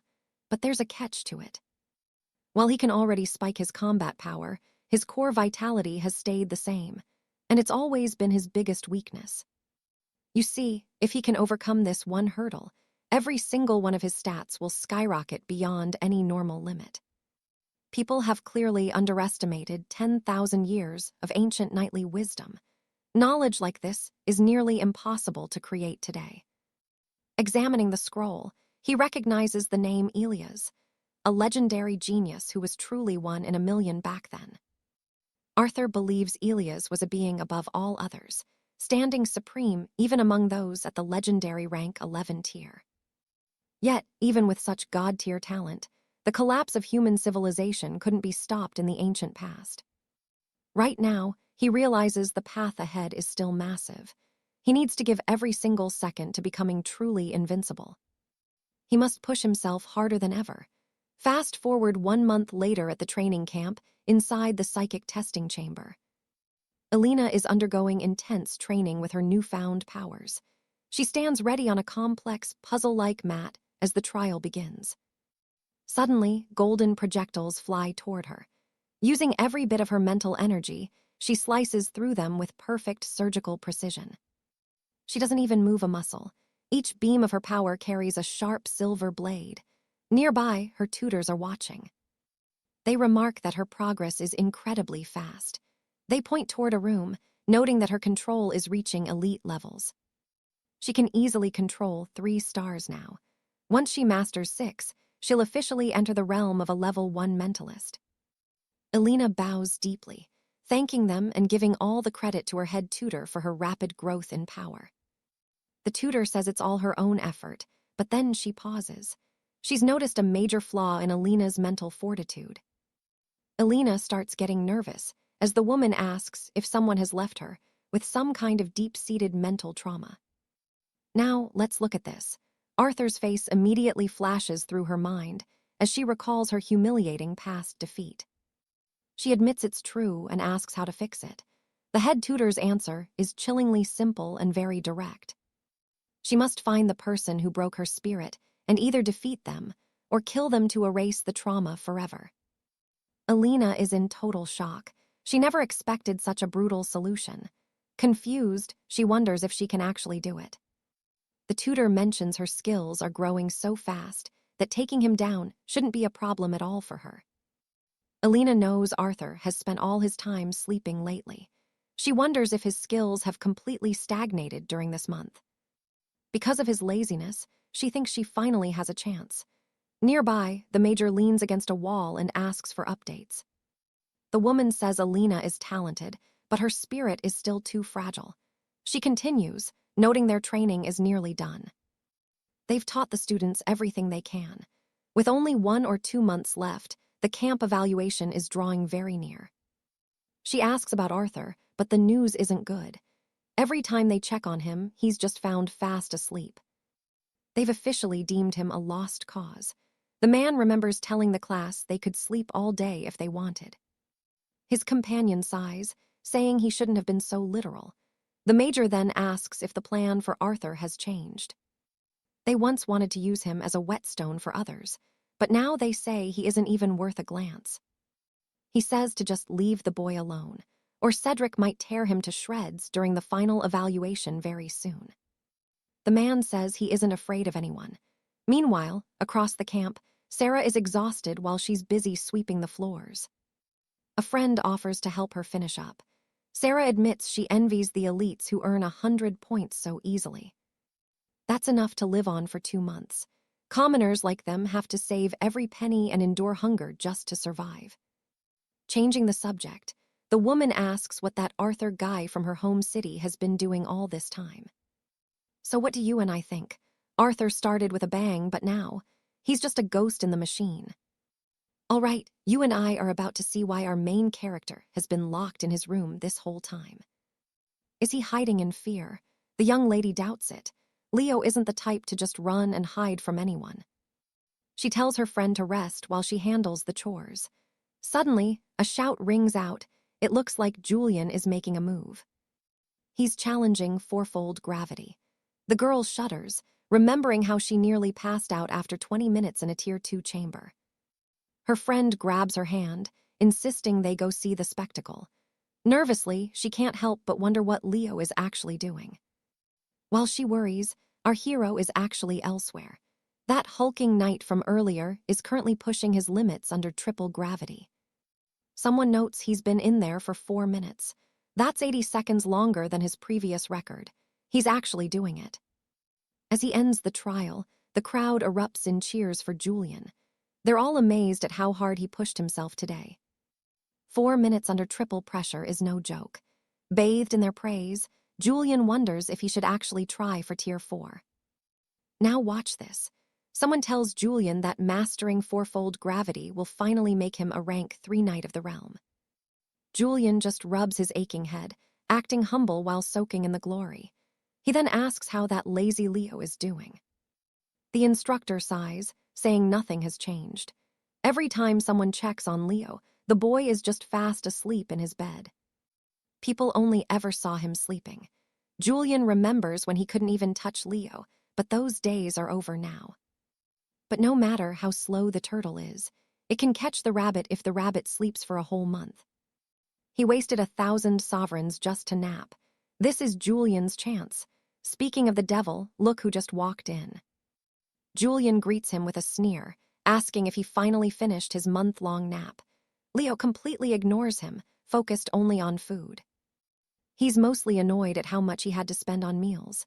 He checks the clock, only 3 hours left before closing. You and I both know he's ignoring everyone, just thinking about his food bill while reaching for the training button. The instructor tells him to start slowly, since time is running out. Leo just wonders if a month really passed by. He sets the machine to level 2 immediately. Julian just smirks, thinking the pressure is about to crush the arrogant kid. Without a warm-up, that kind of force can rupture your organs.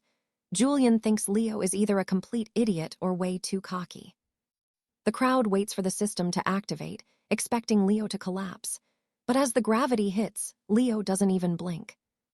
They're in shock. How is he moving so fluidly under that pressure? He's demonstrating mobility that should be impossible for his rank. Leo grins, calling the machine innovative. Then, he reaches for the controls again.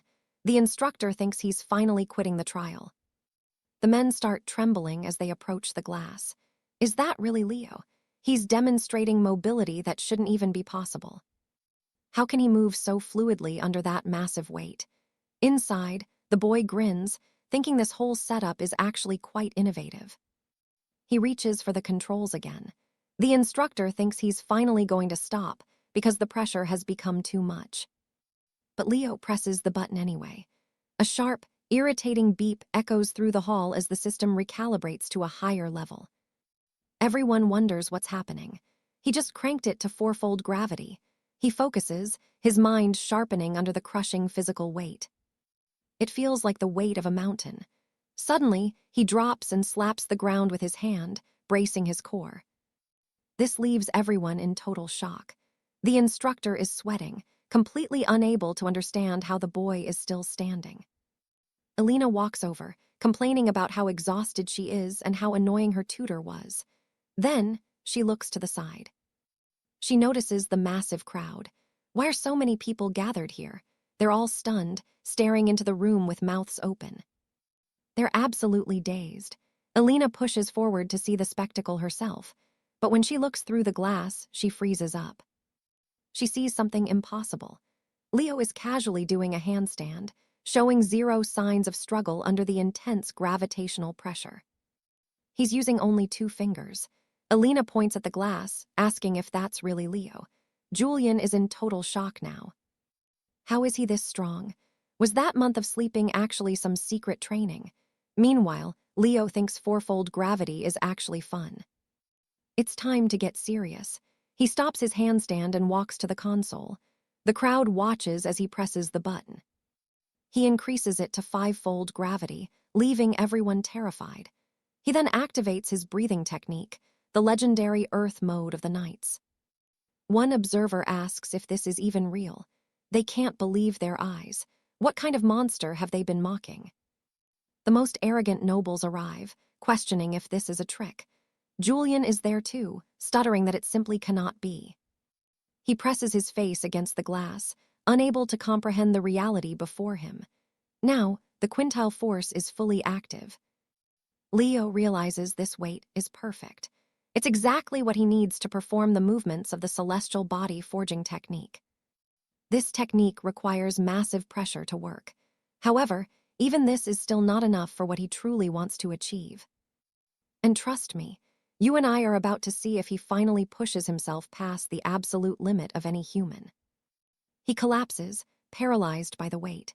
A noble whispers that surviving 5 times the normal pressure is a feat for the ages. But just as they count him out, Alaric slams the lever again. The room goes silent as the burden doubles once more. All right, let's head to the war room, where Commander Thorne notes several young knights have already fled the camp in shame. General Vance sneers that these highborn brats are far too soft. After facing the first real test, most simply give up and run home. This hardship is just the beginning. If they cannot handle a simple training chamber, how will they ever survive the monster tides? The commander replies that most show promise. He predicts 80% of the current recruits will reach the final selection at the capital. He asks for the latest reports from the Heavy Gate and the Shadow Step Pavilion, where the elite are currently testing their limits. Everyone is eager to see a new record set today. Suddenly, his eyes widen as a notification flares. The Heavy Gate record just shattered. Thorne assumes young Lord Cedric reached 4 times the pressure, but the general shakes his head. It was someone else entirely. Now pay attention to this. Alaric didn't just break the record. He's standing firm under 8 times the weight of the world. The lady-in-waiting shatters her wine glass in shock. She stands, trembling, asking if the general truly means the commoner, Alaric. Vance demands to know his rank. She admits she has no idea, but they have finally found the champion they have been searching for. Back inside the Heavy Gate, Cedric realizes this crushing power is too much. He is finally reaching his absolute breaking point. With his strength fading, Alaric decides to unleash a hidden power. He focuses, calling upon a forbidden technique to bolster his very soul. Mystical energy wraps around his heart, surging through his veins. He rises with ease, a terrifying glow radiating from his eyes as he stares forward. His internal strength spikes by 10%. This is the true essence of the infernal sovereign's radiance, a gift from the depths of hell. Clenching his fists, Alaric feels a rush of pure excitement. Now, he can finally see just how far this new body can go. You saw that too, right? Outside, the crowd is in disbelief. He is facing 8 times the weight and he is still going. They think he would not dare increase it further. Cedric watches in horror, unable to comprehend the sheer madness Alaric is displaying. Even outside the chamber, the air turns heavy. Alaric's aura is bleeding through the walls, crushing everyone nearby with pure spiritual pressure. One by one, the knights drop to their knees. Even Cedric falls, slamming his fists against the floor, screaming in pure, helpless frustration. The pressure spikes to 10 times normal. Cedric collapses, the floor beneath him shattering. He gasps for air, his body reaching its limit. Every bone in his body screams in agony. He is pouring every drop of mana just to stay conscious, while Alaric remains standing. He cannot move an inch. This burden is far beyond any human limit, yet Alaric seems to be embracing the crushing weight. This struggle is exactly what Alaric sought. He wonders what kind of hero is needed to rewrite history and stop the coming apocalypse.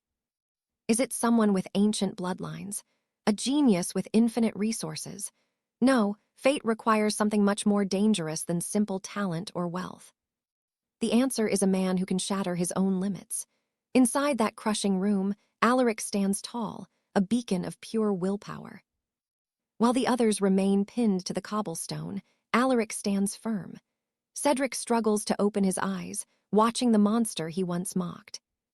The chamber finally hisses open. Alaric steps out, looking slightly winded, but his presence is like that of a king returning from war. Silence falls as he walks through the crowd. A nervous young maiden approaches him, her hands trembling as she offers a silk towel. He nods and thanks her, wiping the sweat from his brow. He thinks to himself that a shorter session would have been wasteful. Spending 3 hours' worth of tribute points was a heavy investment, but the results were well worth the cost of his hard work. Suddenly, his magic scroll glows. For breaking the hall's record, he is awarded bonus points, bringing his total to over 4,000. His total is now 4,335. The crowd gasps. Alaric has more wealth than all of them combined. Most students struggle to earn a handful of points, but this commoner has accumulated a fortune that defies all logic and noble birth. He wonders if this is enough to buy the artifacts he needs. The crowd parts like the Red Sea as Alaric walks forward. No one dares block his path. Young squires whisper in excitement, wondering where this new legend is heading next in his quest for power. Cedric watches him leave, realizing Alaric has a commanding presence. It is like watching a hungry tiger stalking through a pack of sheep. A noblewoman watches him walk toward the next training hall. Her friend whispers that his raw physical strength must be at a legendary level. Could he already be a fourth-tier knight at such a young age? Her eyes widen as she sees his next destination. He is heading for the Shadow Step Pavilion. Meanwhile, Tristan is inside, desperately dodging magic beams during his own intense training session. Tristan finishes his second-tier trial with a 97% score. This places him far above the average knight in the kingdom. He has surpassed 52% of students worldwide. His name shines on the great leaderboard of the Knight Alliance for all to see. And that's where we leave it. Tristan thinks he's the elite, but we know Alaric is about to shatter his world too. He realizes men are not born equal. The gap between true geniuses and the rest of the world has grown into an unbridgeable canyon. All right, you and I are about to watch a legend rise from the shadows as this elite training finally begins. Expecting a warm welcome, he steps out, only to find the entire crowd staring at a different chamber instead. Even the high commanders are standing there. Racing over, he demands to know why every single person is fixated on that specific room right now. Someone whispers it is because of Lucian. The redhead scoffs, calling him lazy Lucian and doubting he could break any record. Looking back, our hero is just confused, wondering who this noisy redhead even is while the tension starts building. Both stop dead in their tracks. Lucian is actually attempting the trial with every enchanted mana bolt set to maximum. They realize he needs perfect agility to dodge those beams. Lucian focuses, knowing he cannot afford a single mistake now. Predicting the flight path of magical bolts is nearly impossible. That is the true nightmare of this elite knight training. But with his unique vision, this is nothing. Suddenly, hundreds of mana beams erupt and head straight for him. Lucian begins dancing through them with terrifying ease. The redhead is losing his mind, questioning if this is even humanly possible. There are thousands of bolts firing at once. It is a chaotic storm where nobody should be able to survive. Grabbing a guard, he screams, asking if this is really the boy's first time inside the Chamber of Agility today. The guard confirms it, adding that Lucian just shattered the ancient record in the gravity pressure chamber moments before this. Falling to his knees, he wonders if Lucian was just faking being lazy while secretly training to be a physical god. Now pay attention here. This is the moment he realizes the massive power gap between them is truly terrifying. Even the lady commander is stunned. She knows that even after hundreds of attempts, reaching this absolute level of combat mastery is simply impossible. His movements are not just reactive anymore. It is like he is seeing the future before the spells even fire.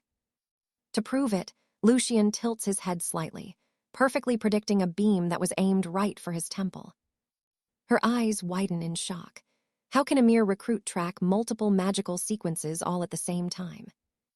Even when the barrages get faster, Lucian dodges them like a ghost. This guy is making it look too easy. The High Knight begins sensing a strange magical aura. She questions what is happening, but the power seems to be surging. She finds it strange because her last test showed 0 psychic energy in him. Why is his hidden potential suddenly exploding like this for everyone to see?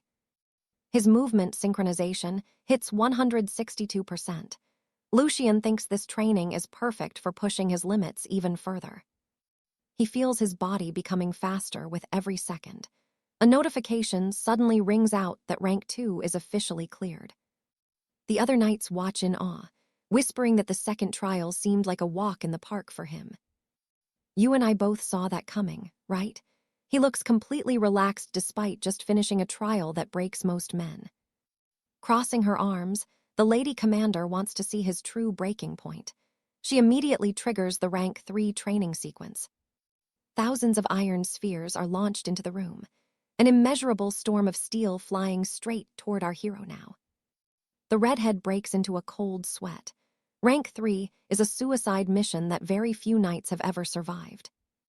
Lucian begins dodging with blinding speed, while the mana cannons prepare to fire even more lethal beams into the chaotic mix.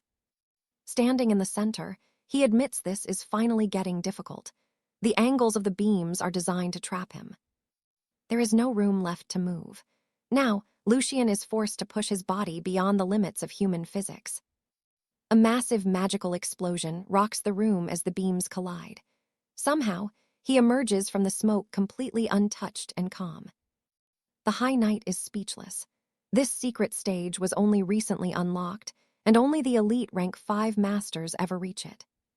She only reached this level when she was 25 years old. To see an 18-year-old here is madness. Her style was built on pure speed, and she was a prodigy. But this boy is doing things that defy logic. The system confirms he is halfway through the Rank 3 trial. His completion rate is climbing higher with every heartbeat now. His eyes widen as the mana bolts graze his skin. Relying on his senses alone is not going to be enough. The onlookers notice he finally looks serious. The pressure in the room is starting to become suffocating. Lucian shifts gears instantly. He activates his storm stride technique, moving like a blur of lightning across the training floor. He is dodging everything. His completion rate hits 62%. The audience is frantically searching for where he even went. He has completely vanished from sight. The completion rate is already screaming past 81% as the room shakes violently. Someone shouts that he is moving so fast the naked eye cannot even track him. It honestly looks like he has completely vanished into the air. The beams finally power down. Rank 3 is 100% complete. He has actually finished the impossible trial today. And trust me, you and I just witnessed a new era of knights. This boy just showed us everything today. Stick with me. You're about to watch a student turn into an absolute legend in this deadly training hall. But he pushes on to level 4. The commander is baffled, asking if he's really attempting this in one day. Captain Alina watches in silence as Lucian enters the chamber. Inside the hall, our hero begins his final preparations. Runes start vibrating near his feet.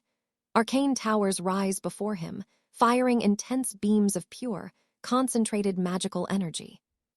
Suddenly, 2 massive magical fields erupt around him.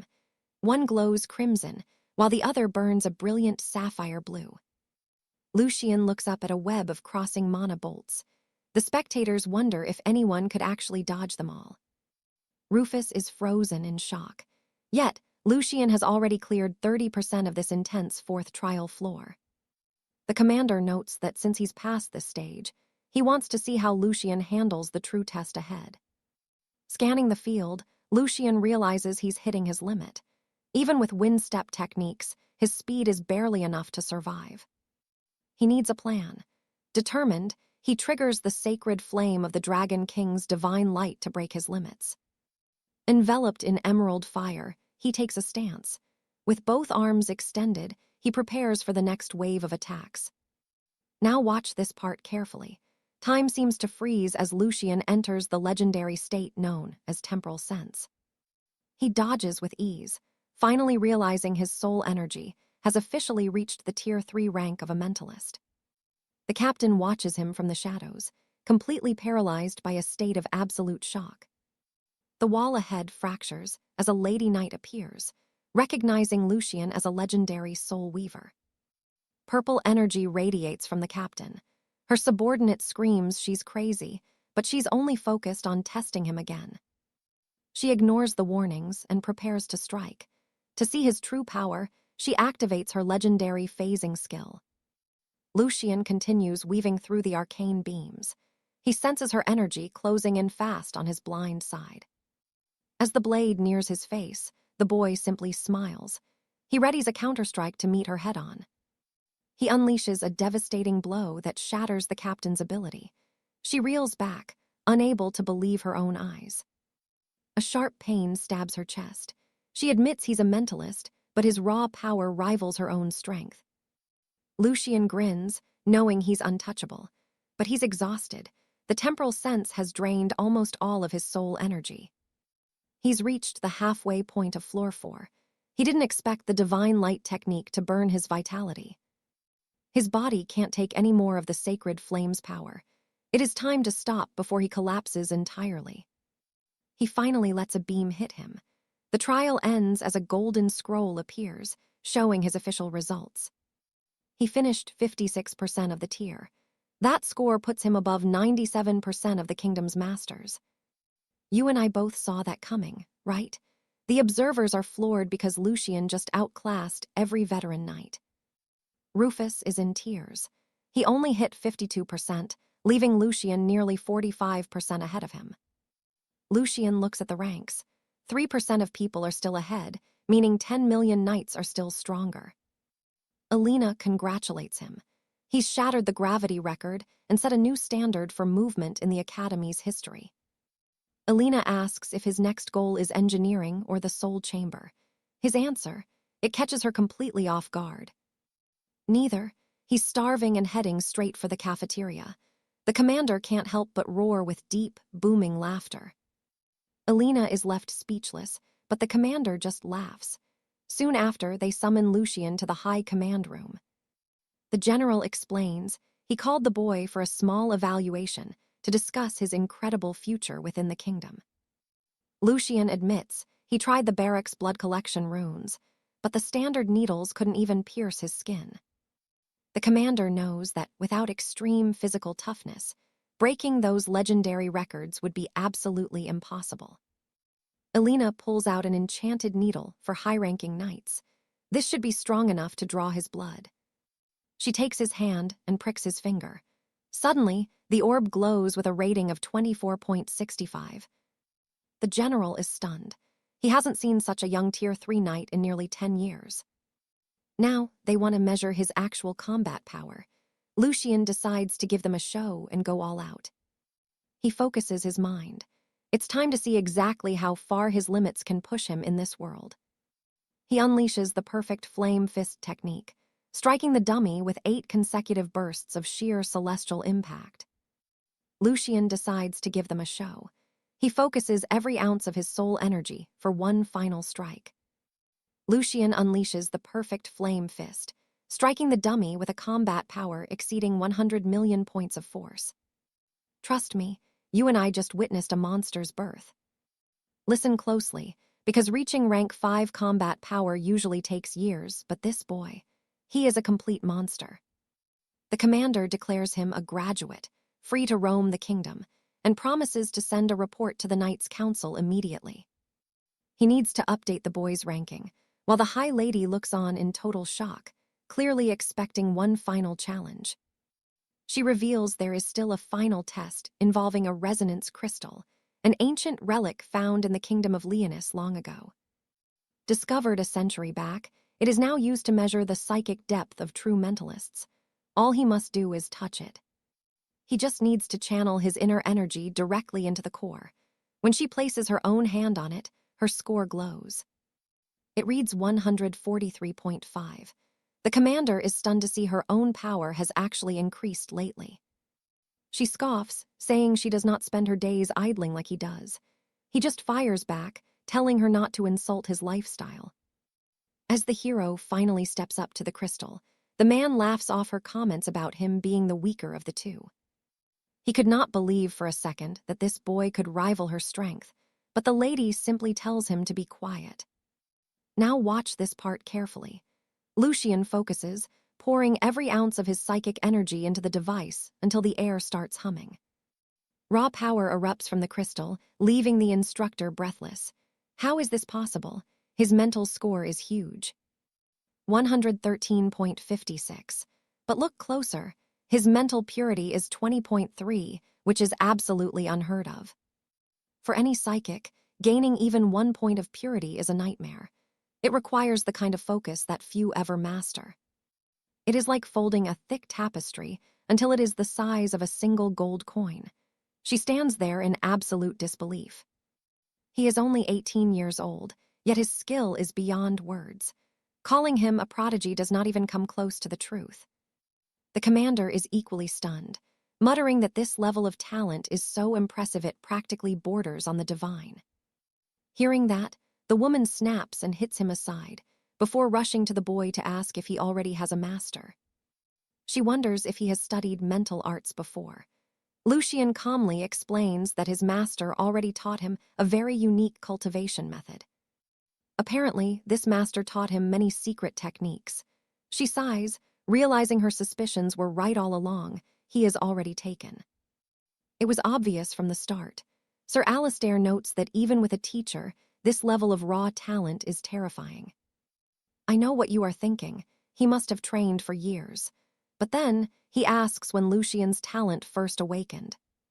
The boys answer. Less than 3 months ago. The instructors stand frozen, completely unable to process what they just heard. She nervously remarks that finding someone with his power and purity is a once-in-a-lifetime event for the kingdom. Finding a genius like him takes decades. Confused, the boy asks if there is an official guild for people with his gifts. She explains that the world of mentalists is entirely different because their awakening is so rare compared to normal knights. Even in a massive empire, less than 1% ever awaken this gift. She assumes his master kept him in the dark. Perhaps his master wanted to avoid distractions, as too much knowledge can often muddy a student's mental focus and purity. But since he is clearly a generational genius, she invites him to join the association to gain access to better training resources. She shows him her official insignia, hoping to recruit him. In response, the boy admits he has never actually seen his master's face. Instruction always comes to him in a very mysterious way. The girl realizes his mentor must be someone truly legendary. She figures this master is an extraordinary figure. Usually, when a talent this big is found, people rush to protect them. It is surprising his master allows him to live so independently. Only someone with immense wisdom would act with such confidence. In his mind, Lucian knows the truth is hard to explain, so he sticks with the mysterious master cover story. It would be amazing to just admit the truth, that his teacher is a legendary soul from 10,000 years in the future. A level 11 powerhouse named Arthur Pendragon. Suddenly, the commander smiles and steps back into the middle of the conversation. He wants to keep chatting, but he has official business to settle. He hands Lucian a card worth 5 million gold. The training camp is not even finished yet, but it is clear he is the top student. He hands over a special prize. The girl tells him not to worry. There is no reason to be unhappy, as this is the best offer they can make. The commander laughs, noting that Lucian is already famous for his massive appetite. He is a legend in the dining hall. If you tallied up his total food bill, it would easily hit 7 or 8 million. The boy is absolutely shocked. He realizes just how expensive those meals really were. He worries he will never get to eat like that ever again. Sir Alistair comments that while the money is a small gesture, it shows the military's goodwill toward such a rising star. This is only the second item on their list. Examining the card, Lucian asks if this is all just a recruitment tactic. The commander just smiles, calling him sharp. You and I know he is right. The battle for his loyalty has officially begun. Sir Alistair warns him. Being a combat prodigy means war is coming for him very soon. You cannot reach the rank of Saint Knight while hiding safely within the castle walls away from danger. The Crown and Knight Alliance offer gold and status, but every coin always has a price to pay. Trust me, you and I are about to see him pay that price in full. Arthur is the undisputed #1 in the East, where the female knights are the fairest in the whole kingdom. They have the finest features in the land, but before Alistair can finish his joke, the lady strikes his head. She says Arthur will represent the duchy at the trials. He must join the selection for the Dawn Knights across the entire Eastern Province territory. Now pay attention. This is where Arthur realizes how big this world really is. Only the true geniuses among the trainees have the potential to become the legendary stars. Does he truly know what becoming a star means? He knows. It means reaching Archpaladin rank. Alistair adds that a star represents the very future of the Archpaladins in this kingdom. There is only one star selected in the entire Eastern region during the selection ceremony every single year. This person is the king of all prodigies, so Arthur accepts the massive challenge immediately. He knows battle is inevitable if they truly want to change the human race's fate forever in this world. Duke Valerius, and I trust you completely. No one else can match your raw talent. If you cannot succeed, then no one else in this entire generation stands even a single chance of winning. The rewards for the winner are far greater than anything we can ever offer you. The selection officially starts in several months, once all the kingdom's ritual equipment is ready for use. With your skill, you can freely enter any elite knight academy in the entire land today without any issue.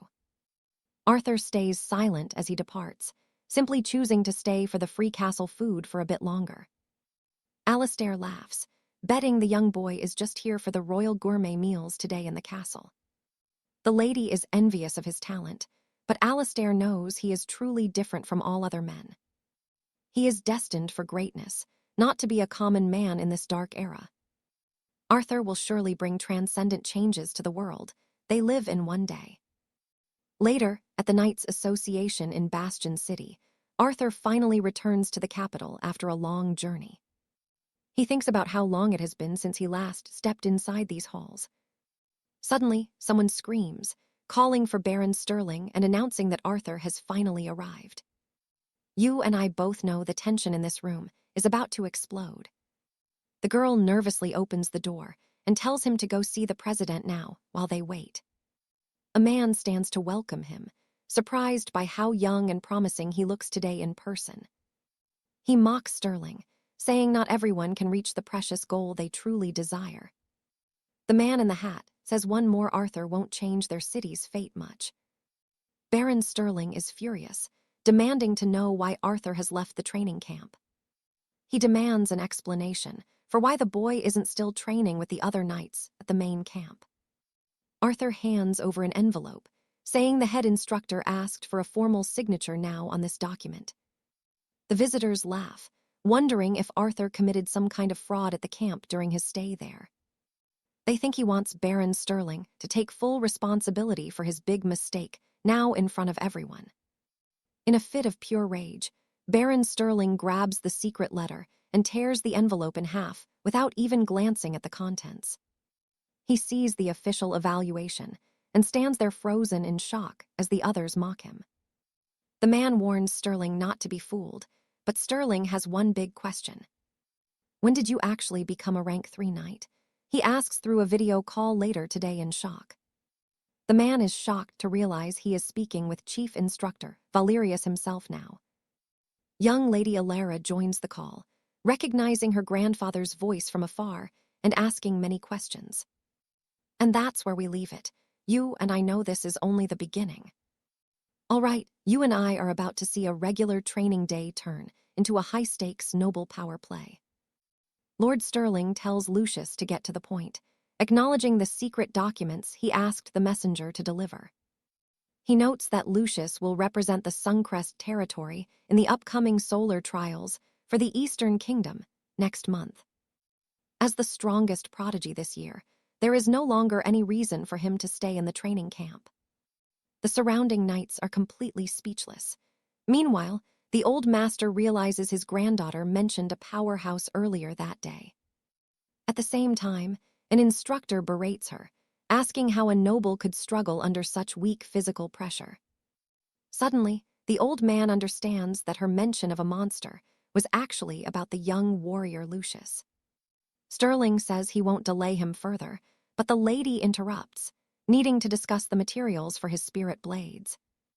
She mentions the royal blacksmith is calculating the gold cost and will send the bill to his manor shortly.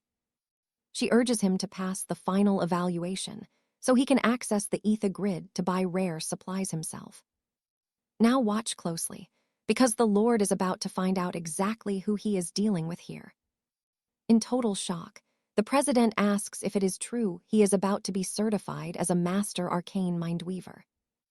Lucius simply replies that he was already ranked as a high-tier mentalist back at the frontier training camp.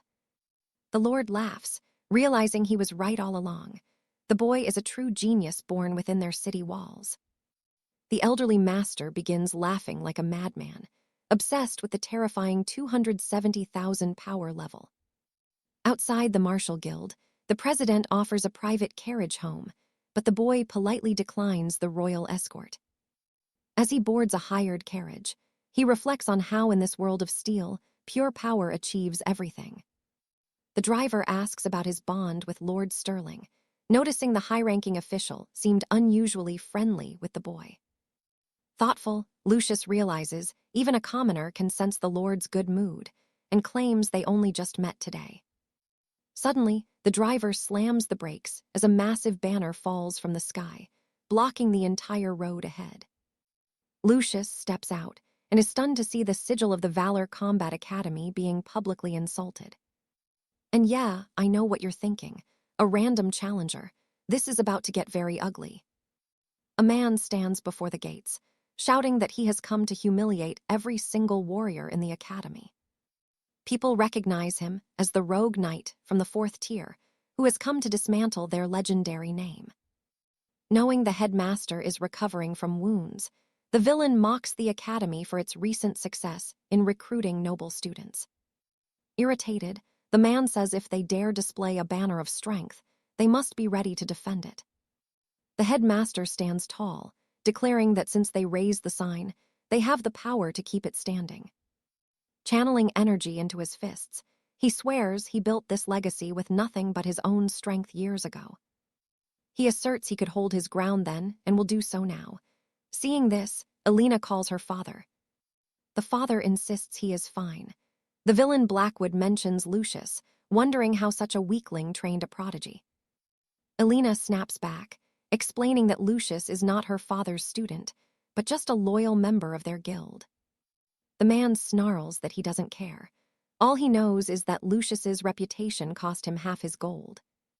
Since they dared to sabotage his business, they shouldn't blame him for being absolutely heartless during this duel. Angry, Alina argues that the students left his guild of their own will, and she offers no apology. The man agrees with a grin, stating that is why he will reduce the entire academy to rubble today. Once it is destroyed, the homeless students will have no choice but to return to his own dark halls. Hearing this wicked logic, the girl grows furious. Drawing her weapon, she vows to face the brute right now. Mocking her, the man says he will have to crush a beautiful little flower before his work is finished. Her father warns that her skills are no match for a knight of the 4th tier fighting for blood. However, Alina insists that if they fight as one, they can overcome this bully's overwhelming physical strength. The villain asks how long they plan to talk, and tells them to hurry up and face their deaths. Focused, she warns that after his defeat, she will make him parade through the capital carrying his own sign. Surrounded by a terrifying aura of black and red energy, the man laughs at the girl's sharp tongue. Rushing forward, he says their talk is irritating. With a sadistic smile, he lunges toward the young, noble girl. And that's where we leave it. Trust me, you and I won't want to miss the fallout of this clash. Stick with me. We're diving into the chaos as Alara's father is used as a human shield and sent flying away. The brute declares that Sir Julian is trash, unable to withstand even a single punch from a real warrior like him. He mocks the man for hiding behind the walls of this crumbling academy all these years, while pretending to be important. The bully asks if it's been a long time since he faced a prodigy before demanding to know who will be next. Sir Julian says that if closing the doors is what the brute wants, he will go to the High Council himself. He will shut the academy just as they desire. Alara weeps, calling for her father while the villain lets out a laugh. The man agrees, noting that the knight seems to be a man of his word, and decides he's finally leaving now. Suddenly, a voice tells them to wait. Our hero, Alistair, approaches and asks where he'll train if this place is closed. Surprised, the old knight calls out for Alistair. Waving back, the boy simply says it's been a long time since they spoke. The bully moves in, telling Alistair he talks too much and should stay quiet. Sir Julian then offers an alternative for training. He tells Alistair he can train at his own hall, claiming this place is trash and their master is completely pathetic. He asks what they can offer. Alistair then questions if he's referring to the prestigious Titan Hall as his new destination. Puffing out his hardened chest, the brute boasts that their secret iron skin technique is a restricted art for the elite. He claims that nobody here would ever be able to break his invincible defense, while the old knight listens in silence. Alistair asks if he's really willing to teach such an incredible and forbidden technique to a newcomer like him today. Smiling, the man says he will, as long as Alistair enrolls in his hall and accepts him as his master. Curious, the boy asks exactly how he intends to teach him. Internally, the brute is annoyed that the kid asks questions. He's about to respond, but suddenly feels a terrifying sensation as his muscles begin to swell and his clothes tear. Sweating heavily, he has no idea what's happening. Alistair just gives a thumbs up, saying his resilience is quite impressive. Now watch this. Alistair throws a punch with all his power, striking the man's chest and sending him flying back. The impact is so violent that the brute is blasted through a solid stone wall, leaving a massive hole behind him. Looking at the wreckage, our hero asks how he plans to teach anyone now. Sir Julian is in total shock. The knight is stunned that the bully actually lost. The subordinates panic, telling each other to help their master immediately. Alara rushes to her father's side to check his wounds. At that moment, Alistair reaches out to ask if she's okay. Blushing, the girl says she is. The boy tells them they shouldn't close the school because it's close to his house. He likes having his training grounds nearby. Grateful, the man promises he won't close the academy for Alistair's sake. He tells the boy to call if he needs anything. Alistair just smiles, saying he doesn't need any special favors. He admits this trouble happened because of him, and he only helped once. Next time, they must protect it themselves. After saying this, the hero leaves. The knight remarks that the boy must be a monster to defeat that bully. Here's the part you and I need to watch. Alara reveals that 3 months ago, Alistair was only second tier. Sometime later at home, his mother welcomes him back and asks why he's so late. Alistair says he helped someone. He describes the scene like a stage play involving a weak girl and some thugs, so he lent a hand. His mother is horrified, asking if he got into a fight and if he's hurt. The father then intervenes. He explains that as an official knight, Alistair should be fine. Being a true man means defending the weak. Means helping those in need and defending the weak like a true man. His sister approaches, asking about the meat. It made their father improve significantly after eating it, and her vitality also increased to 1.1. She asks if he stole it from the training camp. Pulling her cheek, he questions who she thinks he is. He tells her not to worry because he earned it all fairly. Over a big bowl of rice, she asks questions.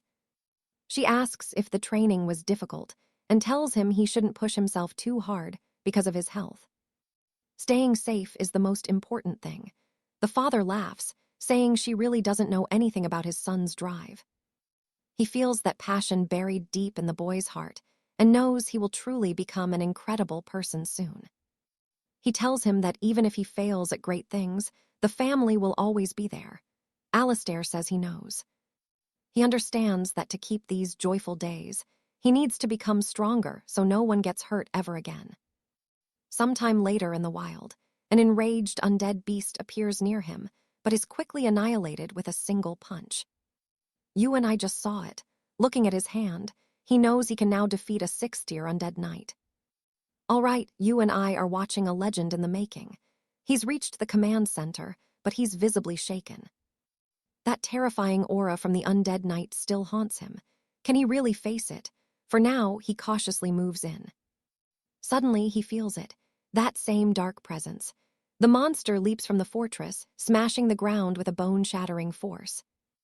Our hero barely rolls away in time. Looking up, his blood runs cold. It's the same Dread Knight with that overwhelming, suffocating power. He realizes the truth. Even an elite Tier 6 knight couldn't touch this beast. This thing is at the level of a Grand Master. It has fed on the remnants of countless battles, fueled by pure destruction. He knows he has to calm his own racing heart. Using his mana reservoir technique, he tries to steady his nerves. He can't lose his courage now, not against a foe like this. With a surge of adrenaline, he declares the battle on. Charging forward with Gale's stance, he strikes with a 6-fold solar flare kick. But the monster doesn't even flinch. It catches his attack with nothing but its palm. Seeing this, he immediately leaps back into safety. The realization hits hard.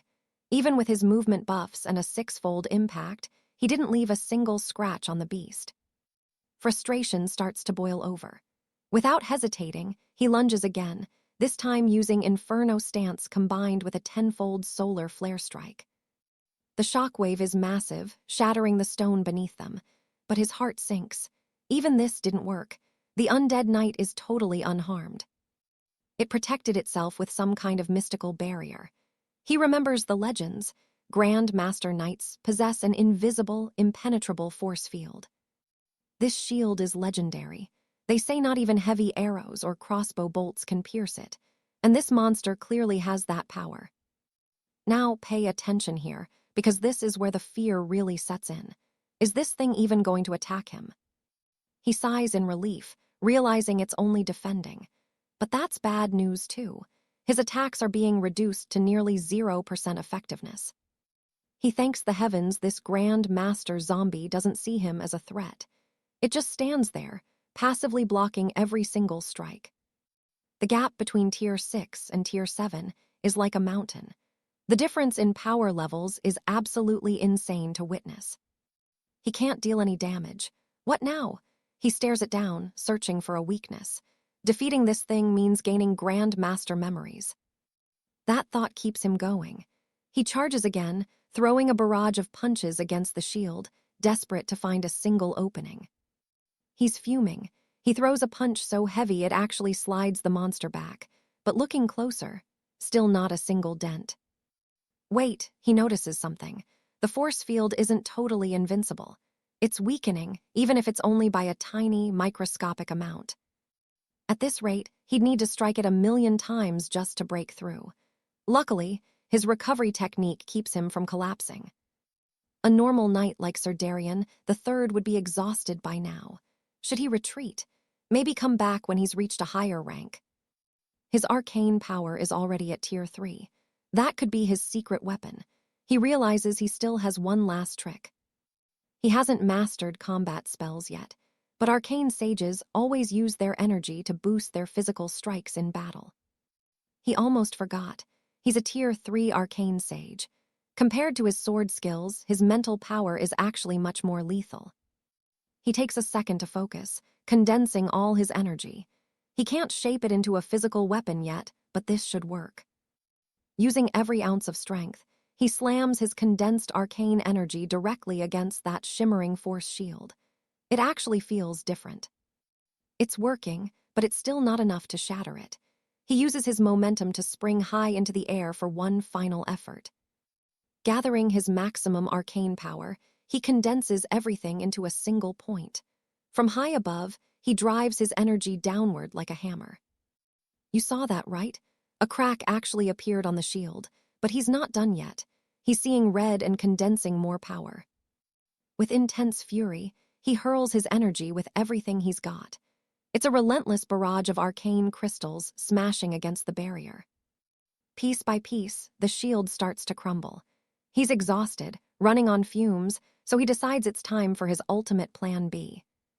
He combines his arcane energy with the Inferno stance and a tenfold solar flare. He's putting his soul into this perfected fist technique. Determined to end this, he charges with everything for a final strike. He hits the crystal, unleashing a burst of magical lightning. This massive arcane power starts to swell, growing bigger and brighter. He's finally breaking through that impossible defense with raw, primal force. He focuses every fiber of his being. The air vibrates as the energy reaches its peak. This is the moment of truth for him. The ground trembles as the lightning intensifies. The shield is groaning under the pressure. One more push and it's all over for the monster. He screams in defiance, pouring his very life force into the attack. The light is blinding now, swallowing both him and the undead. Cracks spread like a spider web across the barrier. The Grand Master's defense is failing. He can feel the victory within his grasp. He won't let this chance slip away, not after all the struggle.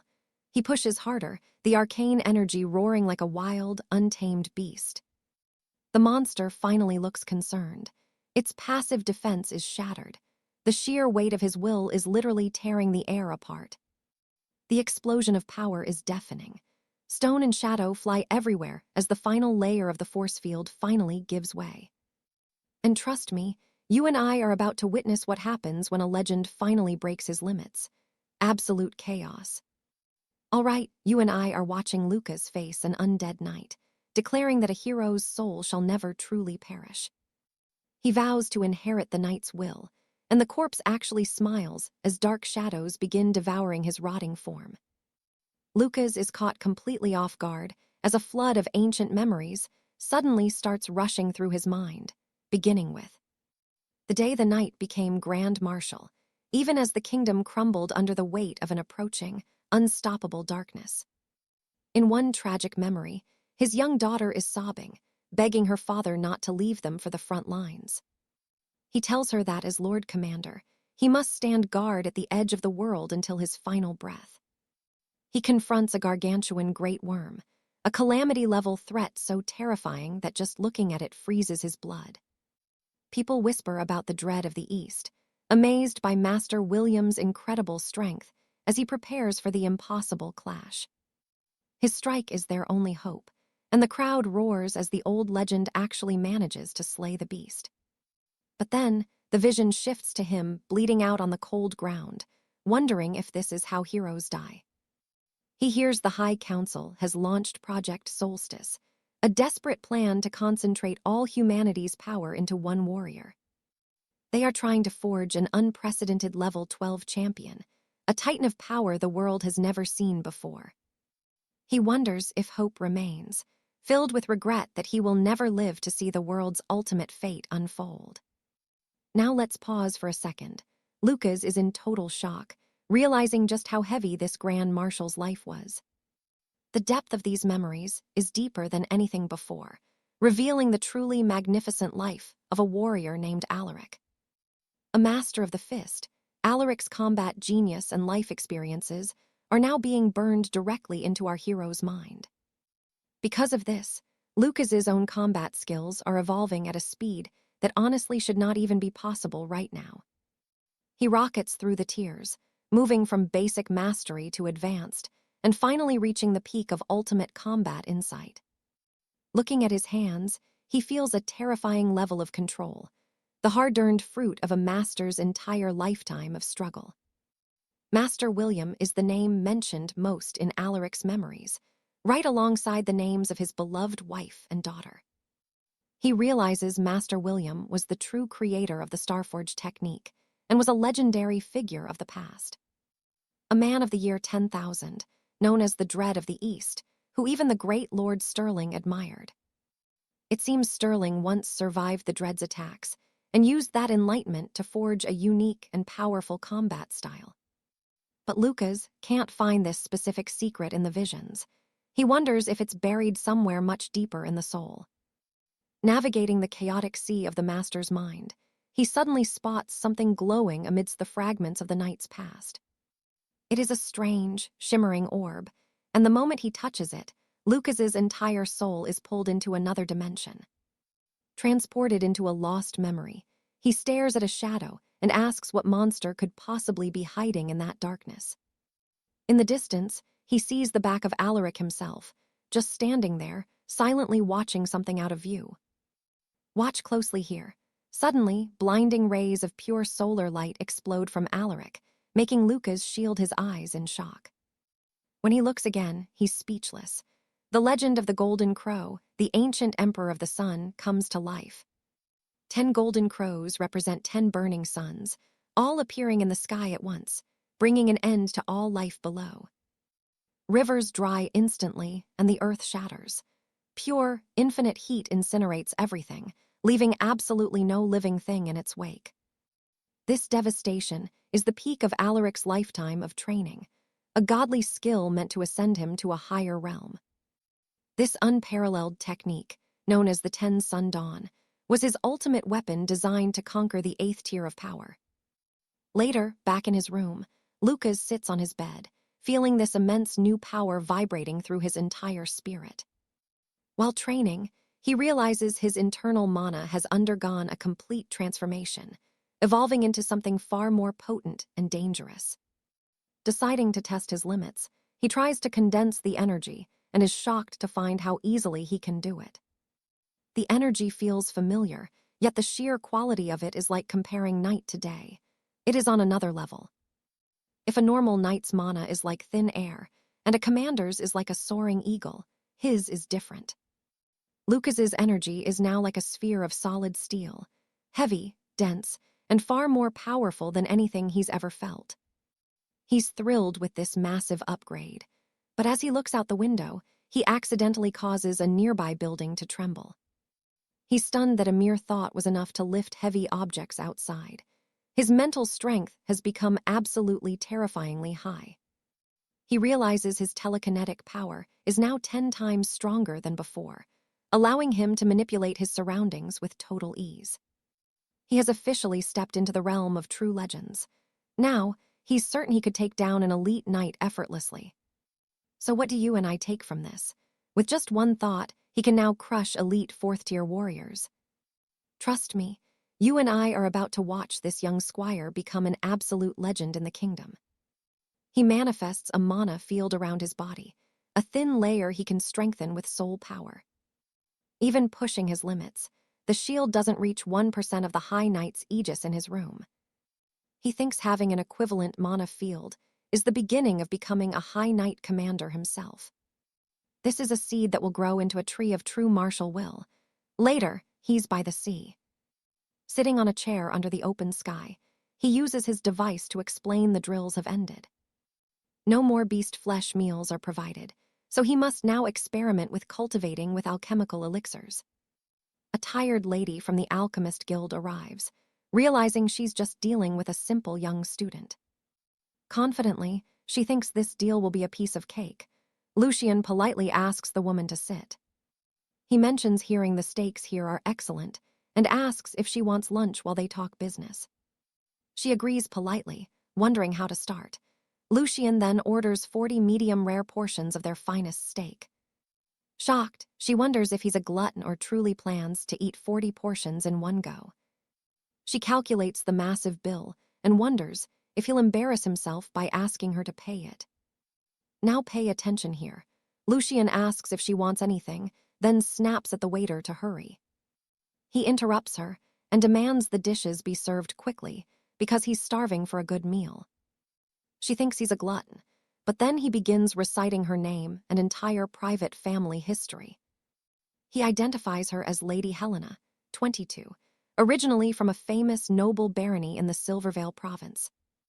He mentions her grandmother started as a simple apprentice before becoming a legendary rank 5 master alchemist. She used her talent to found the Withered Rose Apothecary back in the middle years of the calendar.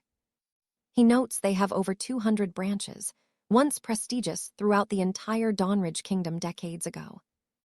However, things changed. Management failed poorly, and the business crumbled once her father took over the guild. Helena is irritated, claiming this info is public knowledge and questions what he is trying to prove. As 40 stakes arrive, he reveals he knows her mother hasn't returned home in 20 long years. You saw that coming, right? Family drama kept her away, leaving Helena to run a failing business. He explains her outdated business mentality is a problem, but House Sterling is the real reason they're failing. Her mother and the Sterlings have been squeezing her family guild for all these years with no mercy. Enraged, she stands up demanding evidence. Lucian tells her to simply ask her father for the truth. She realizes her mother left when she was 2 and never once returned to visit her own daughter. The decline truly began when her mother left and her father took over the apothecary's management. Stores were closing down almost every single day, and things shouldn't have gone this bad so quickly. Even if her father was a poor manager, she knows things shouldn't have reached this point of desperation. Lucian asks if every new project her father started with a collaborative partner mysteriously failed every time. While eating, he tells her not to blame him for investigating her family secrets so deeply today. Frustrated, she decides to investigate alone and demands they finally discuss their new alchemical collaboration. Lucian will be responsible for providing ancient prescriptions and necessary ingredients for their new production line. Partner projects failed inexplicably. While eating, he hopes she doesn't blame him for digging so deeply. Frustrated, she says she will investigate alone and suggests they finally discuss the terms of their collaboration. Lucian says he will provide the secret prescriptions and rare ingredients while her guild handles manufacturing. Her hall will handle production and sales, but he wants 90% of all the total profits. Shocked, she asks why he doesn't just take everything. Smiling, he admits he would love that. She offers 70% instead. Lucian explains that his 90% is actually essential for her future. 10% ensures their long-term bond, while the other 10 is a bonus for a specific favor. He offers to handle some bothersome issues for her. Helena asks what he means by that exactly. He explains that House Sterling has been oppressing her family's wealth for far too many years.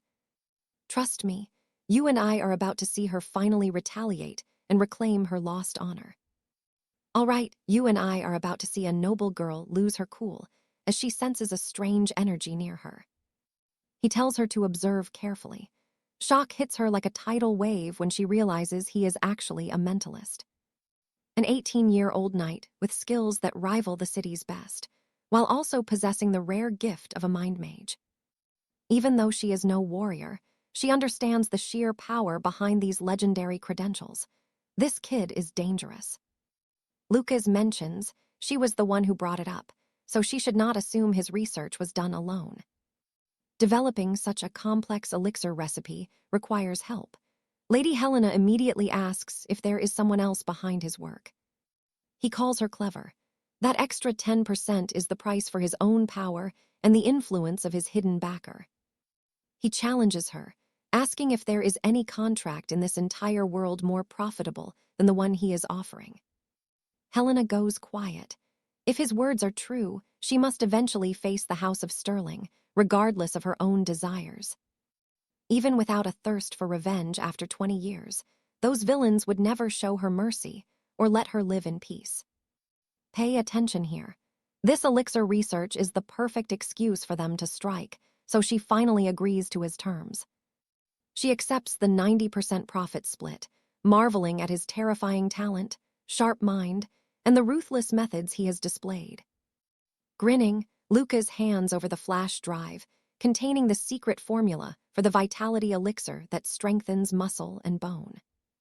She smiles back, hoping he fulfills his promises while wondering just how far this mysterious young man is truly willing to go. He tells her to register the alchemical patent immediately. She promises that he will soon see her legendary laboratory in full action. As she departs, she admits it was a pleasure. She initially thought she could easily outmaneuver a mere academy student. She expected a quick deal, but realized she was not facing a boy. He felt like a man of immense status. He spoke with authority, addressing her formally as Lady Helena before casually treating her as an equal. The shift was chilling.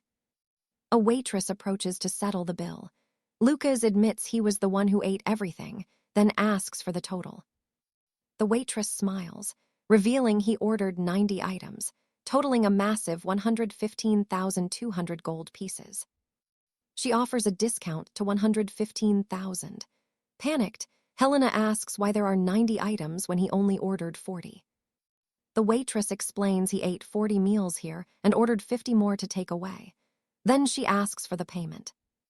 Fuming with rage and nearly in tears, Helena hands over her credit card. The audacity of this kid is simply unreal. The waitress thanks her for coming. Later that day, our protagonist arrives back at his family home and rings the bell. His mother opens the door, staring in shock at the mountain of boxes. She asks what on earth he has brought home. He tells her they are high-quality steaks. There is no need to cook tonight because they are feasting on these. He mentions he did not spend a penny. A very wealthy heiress treated him, and she certainly has gold to spare. His mother scolds him, saying it is not right to take advantage of others or lack the motivation to work for things. He claims his instructor has visited several times and is a very generous man. Then, Lucas realizes he has skipped school.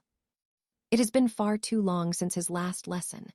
Meanwhile, over at Oakhaven Academy, Sir Alistair is waiting in his office. The teacher hears a knock and tells the visitor to enter. When the door swings open, he is surprised to see Lucas. Alistair asks why he is here, assuming it is not about a bonsai tree. Lucas smiles and hands over a small gift. He apologizes for destroying the previous bonsai and offers this new one. The teacher is touched by the boy's kind gesture. He notes that while little time has passed, the aura Lucas radiates now has shifted into something entirely more powerful. He invites the boy inside to talk. He mentions that the Academy's graduation paperwork will be finalized very soon. Soon, the only place he will see his star pupil is on the magical news. He asks what his next plans are. Lucas explains he will compete in the morning star trials and then seek evaluation from the Mentalist Association. You and I both know this is a massive leap. Becoming a certified mind mage is no easy task. The teacher is stunned. Lucas explains that his hidden talent for mental magic was finally awakened during his recent training. The teacher beams with pride. He admits there is nothing left to teach him and encourages him to conquer the world.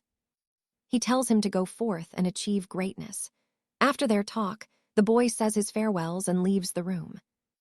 Alistair realizes he completely underestimated the lad. This student is not just the pride of their academy and the city.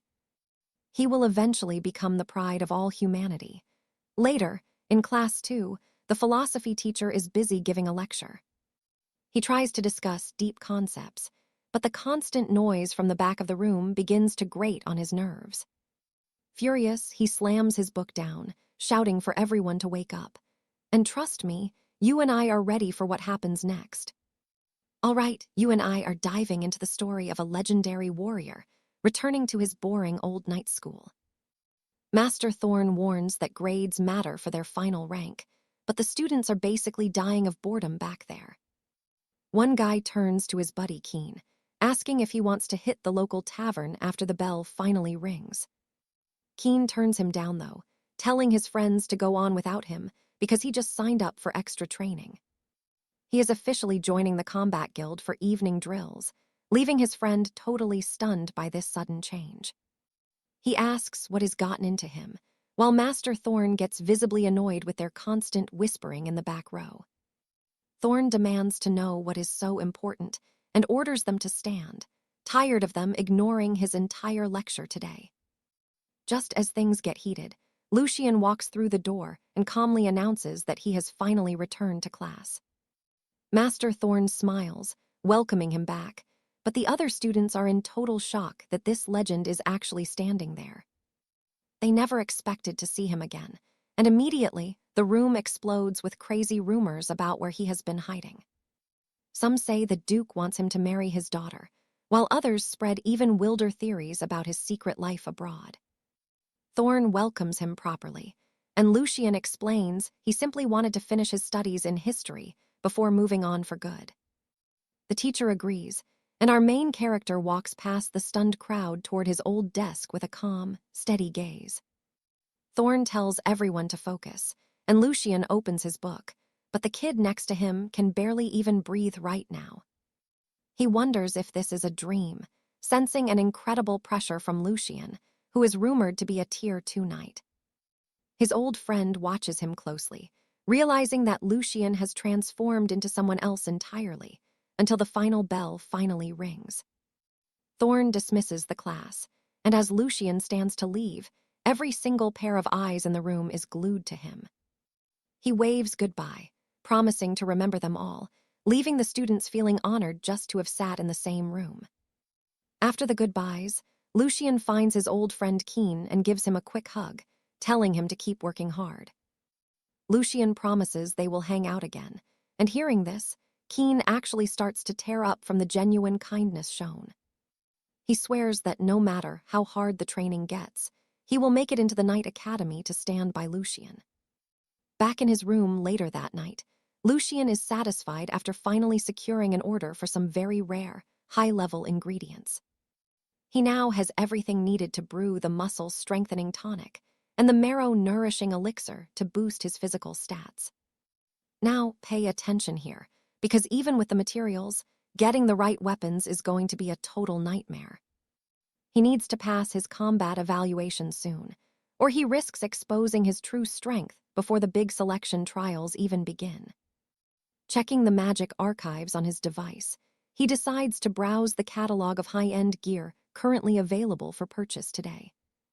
He finds the Eternal Skiver blade, but the price is absolutely insane at over 37,500 gold coins. He realizes his 5 million gold is actually nothing, since the raw materials for a proper blade are astronomically expensive here. High-density steel costs 99,000 per gram, meaning a single pound would drain over 5 million gold in seconds. With his power levels rising so fast, normal steel just won't cut it anymore, forcing him to look for something way stronger. He needs a weapon forged from pure mithril, but since he cannot afford it, he realizes there is only one option left. You and I saw this coming, right? He's going to have to go out and mine the mithril himself. Using an old map from the Royal Archives, he finds several hidden mithril deposits that have remained untouched for centuries now. He plans to harvest the ore personally, which will give him enough resources to finally commission a master blacksmith for his blade. He could even sell the surplus for a massive profit, hitting 2 birds with 1 stone before a full week passes by. He arrives at the Silverleaf Apothecary, where an annoyed voice on the magic comm demands to know why he is running so late. Lucian apologizes for the delay, explaining that business held him up, and asks if she has prepared all the necessary goods. A bit flustered, she confirms that everything was handled exactly according to his specific instructions for the alchemy process. She mentions the total cost is roughly 200,000 gold, and Lucian begins analyzing the quality of the harvest. He approves of the quality and tells her to charge it to their business account, deducting it from their future shared profits. He says it is time to start and asks for privacy, leaving her visibly annoyed as she walks out of the laboratory. She grumbles that they haven't even sold 1 potion yet, but she is already spending a fortune on his personal supply requests. She has spent nearly 1 million on Sir Lucian, wondering if he is secretly inventing a brand new recipe in that room. He has been in the lab every day this week, making her wonder just how many secrets this mysterious man is hiding. After 3 hours, he is done. And trust me, you and I are going to want to see what he brewed up next. Stick with me, because Arthur finally has the gold for his strengthening tonic, despite the noblewoman's obvious irritation. He mocks her fiery temper before slipping away, leaving Alina to discover the mysterious vials in the laboratory. She realizes this is the fabled unknown elixir, a potion capable of hardening bones like a high-tier royal tonic. Such a draft costs millions of gold coins. Alina greedily wonders how many more treasures are in his satchel. Her steward reports that the magical scrying wards failed completely, showing nothing until the young genius had already departed. She knows her tricks won't work on him. Alina tosses a lesser draft aside, deciding to follow him instead. He is the only hope for her family's restoration. Later, they depart for the remote village of Silverstone. Deep in the mountains, the guide promises local folklore and the chance to buy rare, mysterious traditional crafts. Some noblewomen worry about being scammed, but the guide insists their agency is the most reputable in the kingdom. Sometime later, in the city of Kingsport, the woman mentions their destination is the remote village of Silverstone. She promises they can experience local folklore and have the chance to buy mysterious, high-quality traditional crafts. One woman asks if they'll be forced to buy things, as the mountain village is a very remote place. The guide responds that their agency is reputable and would never force a traveler to purchase anything they don't want. They'll stay at an inn with top-tier amenities, while Arthur calculates his stock of 23 marrow elixirs for the week. That's more than enough. His mind drifts to the hidden aetheryte mine, a source of unimaginable wealth and power. If he can secure it, he could monopolize it entirely. Suddenly, a golden ball rolls down the carriage aisle. Now pay attention. As the ball catches his eye, a small girl approaches and asks him to play a game. Her mother tells her not to disturb others and apologizes to the boy, who says it's no trouble. However, upon observing the child's father, Arthur notices a powerful mental energy emanating from the man in spectacles. He finds it very interesting, realizing that he isn't the only arcane mind-bender on this trip through the mountains. Inside the carriage, a woman complains about the heat, saying it feels like hell and she was crazy to come. Her friend reminds her that she wasn't forced, and it was her own decision to join this mountain expedition. She gets irritated, claiming she only came because her friend was recovering from a messy breakup and needed support. Her friend laughs, saying they're best friends, but warns her that she's far too fragile to survive this trip. At that moment, Seraphina, the girl with pink hair, hears a noise as the child plays with Arthur. Arthur compliments the girl's throw, and as the ball flies back, Seraphina notices the handsome stranger catching it. The ball is bumped by the child, heading straight toward the girl with the striking pink hair. A boy in her group catches the ball, tossing it back to Arthur, who thanks them with a charming smile. Seraphina blushes as her friend teases her about the crush. 2 hours pass as they journey deeper into the forest. She wonders if this forest is truly a landmark, or just a boring clump of trees and dirt. Her friend mentions a legendary waterfall nearby. Seraphina looks back, hoping to catch another glimpse of the handsome stranger. You and I both know a legendary waterfall is usually hidden behind these boring trees, and her friend agrees. Seraphina gazes at the handsome stranger. The child asks Arthur to play again tomorrow afternoon as they reach town. He pats her head, promising to play once he's free. Seraphina approaches, asking to join the fun too. She pouts that her older brother is always stealing her toys. The little girl's mother calls her away. Entering the village, the child waves a cute goodbye, leaving the noblewoman feeling ignored and quite irritated. She huffs that the girl was annoying anyway, but Arthur just tells her not to take a child's words to heart. Blushing at his kindness, she claims she isn't upset and immediately asks for his magical contact sigil. He accepts, and they add each other. She gazes at him, completely enamored by his name and powerful presence. She tells him they'll see each other around, calling him handsome as she walks away with a wide smile. Her friend is happy to see her distracted, but Arthur's focus is already shifting to the dangers around them. This trip is getting very interesting. He sensed a rare second circle mindbender and 2 Tier 2 knights. He observes the group, realizing that these formidable warriors have absolutely no idea what he is truly capable of. The mindbender hasn't discovered his identity, only sensing that he's a simple knight at best. Trust me, you and I are about to see what happens when a Grandmaster Knight stops hiding his true power. Stick with me. We are about to see a master hide his aura so well that ordinary folk won't notice a thing. No one can track him here, but if any traveler on this mountain gets in his way, he will eliminate them. Without a single hesitation. Meanwhile, miles away from the peak, a servant bows inside a luxurious royal carriage. Lord Julian, with his distinct purple hair, asks if they have located Thomas and Mary. His subordinate confirms they have. They are hiding in the mountains with their young daughter, thinking the wilderness will keep them safe from his reach. Julian knows Thomas is smart. Hiding deep in the peaks makes things difficult, but he is not letting them go. Still kneeling, the man reports that scouts are already in position. They will find the exact hideout no matter what. Julian laughs, telling his men to keep their eyes peeled. They are only Tier 4 warriors, no match for him. He sips his drink, thinking Thomas and Mary brought this on themselves. Being ruthless is just part of his nature. If he doesn't kill those who offend him, the world will think he is weak, and weakness invites every scavenger.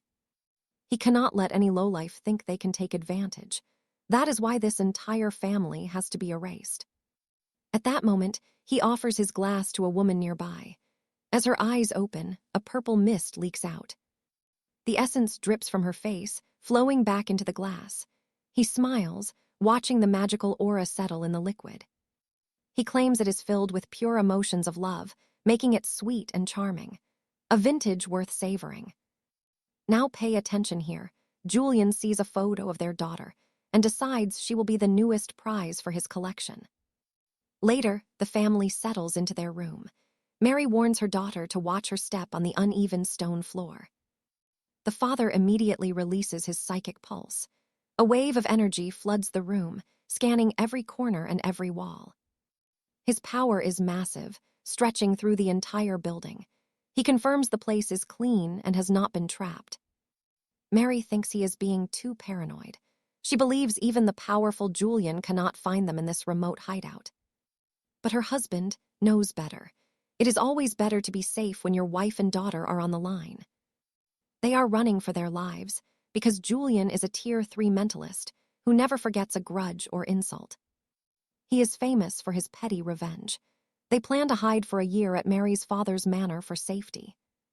Her father is a master, and together, they might actually stand a chance at stopping Julian's dark pursuit. Mary wonders about her father's health, knowing it has been years.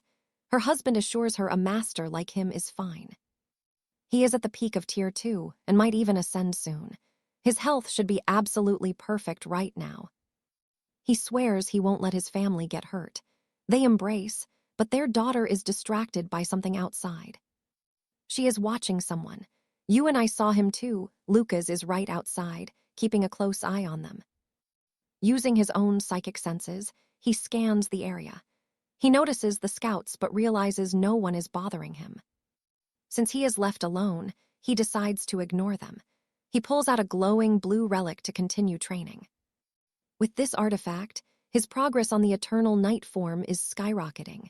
He's moving faster than he ever thought possible. In less than 2 months, he will master the first stage. This will unlock his internal mana for Tier 4. Suddenly, his phone buzzes with a message from his family. His mother tells him to stay warm and be careful. It is a sweet message that makes him smile. He thinks about how she still treats him like a child. His sister pings him next, asking if it is true that he is dating Elena. She is being very nosy. Lucas gets annoyed and tells her to focus on her own training instead of gossiping. He has work to do. He reminds her to take her daily elixirs. After the chat, he lies back, ready to test his recent progress. He wants to see the results of mastering the 10 suns of the horizon. It is time to face monsters. With his mana shield active, he charges the undead. He feels like a tier 4 master already, practically invincible now. An explosion rocks the clearing as he wipes out a horde. But then, a massive aura stops him in place. He senses something powerful inside. Someone wearing heavy knight's boots appears, and she is staring him down with intensity. Stick with me, because we are about to see if Arthur's brutal training over these last few days finally paid off. Having mastered the 10 Suns strike, and with his Aegis shield active, he confronts the undead, finally wielding his new power. Now, with a Grandmaster's aura protecting him, he feels unstoppable. But watch closely as a massive blast rocks the courtyard. He shatters several ghouls instantly, but then he freezes, sensing a terrifying, overwhelming presence looming from deep within the shadows. Out steps a figure in steel boots. It is Lady Alina, and you and I see her staring him down while holding a... Stick with me. This giant ice spear actually hides a deadly Grandmaster-level lick. But his vision blurs as she vanishes instantly. Suddenly, dozens of lethal alerts begin to flash before him.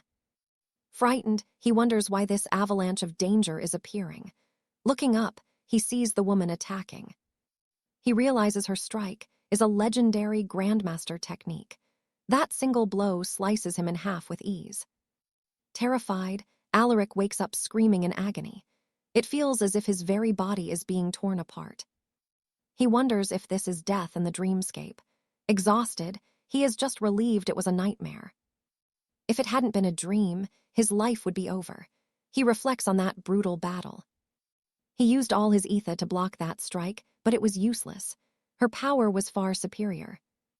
He thought he was doing well in the dreamscape, handling those high-level monsters with his sheer intellect. But that world is no paradise. After civilization fell, only blood and fire can forge a true savior. Now pay attention. That Grandmaster was incredibly strong. Her combat ability surpasses any knight we have ever seen. She might be rank 8. That ice river was her manifested consciousness. Obtaining it would be life-changing. If he could master those techniques, he might actually survive her. Now, he knows he must try again. Determined, he focuses his mind to re-enter the dreamscape. Later, Lady Alara watches Alaric eat with a smile. She thinks he is cute, but her friend Cecily snaps her out of it, asking for the truth. Alara admits she has fallen for him. Cecily reminds her he is just a young student at the academy. Cecily notes his knightly aptitude might be poor, unlike Alara, who is a talented second-tier knight. Alara argues he is only a few years younger, so age is not an issue for her heart. She came to visit her friend, but finding him was part of a divine plan. Cecily remains skeptical. She asks how they will manage. Will Alara really accept a long-distance love with a simple commoner? A knight who is not a master earns at most 6,000 gold per month. How will she afford a manor? Cecily explains that love is about daily life, not just dreams. Over time, these contradictions lead to breakups. But Alara insists it is fine. As a rank knight, she can easily provide for them both. If he lacks a manor or a carriage, she has plenty. She can guide him in the knightly arts. Looking at him, she says he is never ordinary to her. He is always brilliant and beautiful. You and I can see it too. She believes his future will be legendary. Cecily thinks she is crazy. Cecily calls him too fragile to understand her, but Alara says they will talk after she wins him over. They had no idea Alaric heard everything with his heightened senses. He finds the entire situation ridiculous. The girl raises her hand, asking what he means. Smiling, he says it is just a term for beauties. Flustered, she runs away. Alaric tells the pink-haired girl that those two are just being ridiculous. He simply agrees with a smile, leaving them both confused. The next day, the weary travelers notice people missing. One man wonders where the family of 3 went. The woman asks if they should check their room. Meanwhile, the pink-haired girl notices something. She is suddenly surrounded by several magical threads near some spiders. In another place, a man runs to the temple. He says the Mana has returned with the entire family. This is the chief of Oakhaven Village. The girl runs toward him, calling out for her grandfather. Suddenly she rushes to embrace him. Laughing, he asks how she is, and she says she is fine. His daughter arrives with her husband. In the background, 2 villagers call out to them, asking why they returned. The old man says they came back to see him, and asks the men to hunt game for tonight. Picking the girl up in his arms, he asks if she is going to hunt wild game with him. Smoking his pipe, the man knows there is a reason for their return. He tells them to hide nothing. His daughter arrives with her husband. Meanwhile, 2 people in the background call out to them, asking why they returned. The old man says they came back to see him, and asks the men to hunt game for tonight. Picking the girl up in his arms, he asks if she is going to hunt wild game with him. Smoking his pipe, the man knows there is a reason for their return. He tells them to hide nothing. And that is where we leave it. Trust me, you and I need to see what happens next. All right, you and I are about to dive into a story where a simple visit turns into a fight for survival. Facing the father and son, the man sneers, asking why a mere Tier 3 mind weaver decided to stick his nose into this. He claims he knew this trouble would come.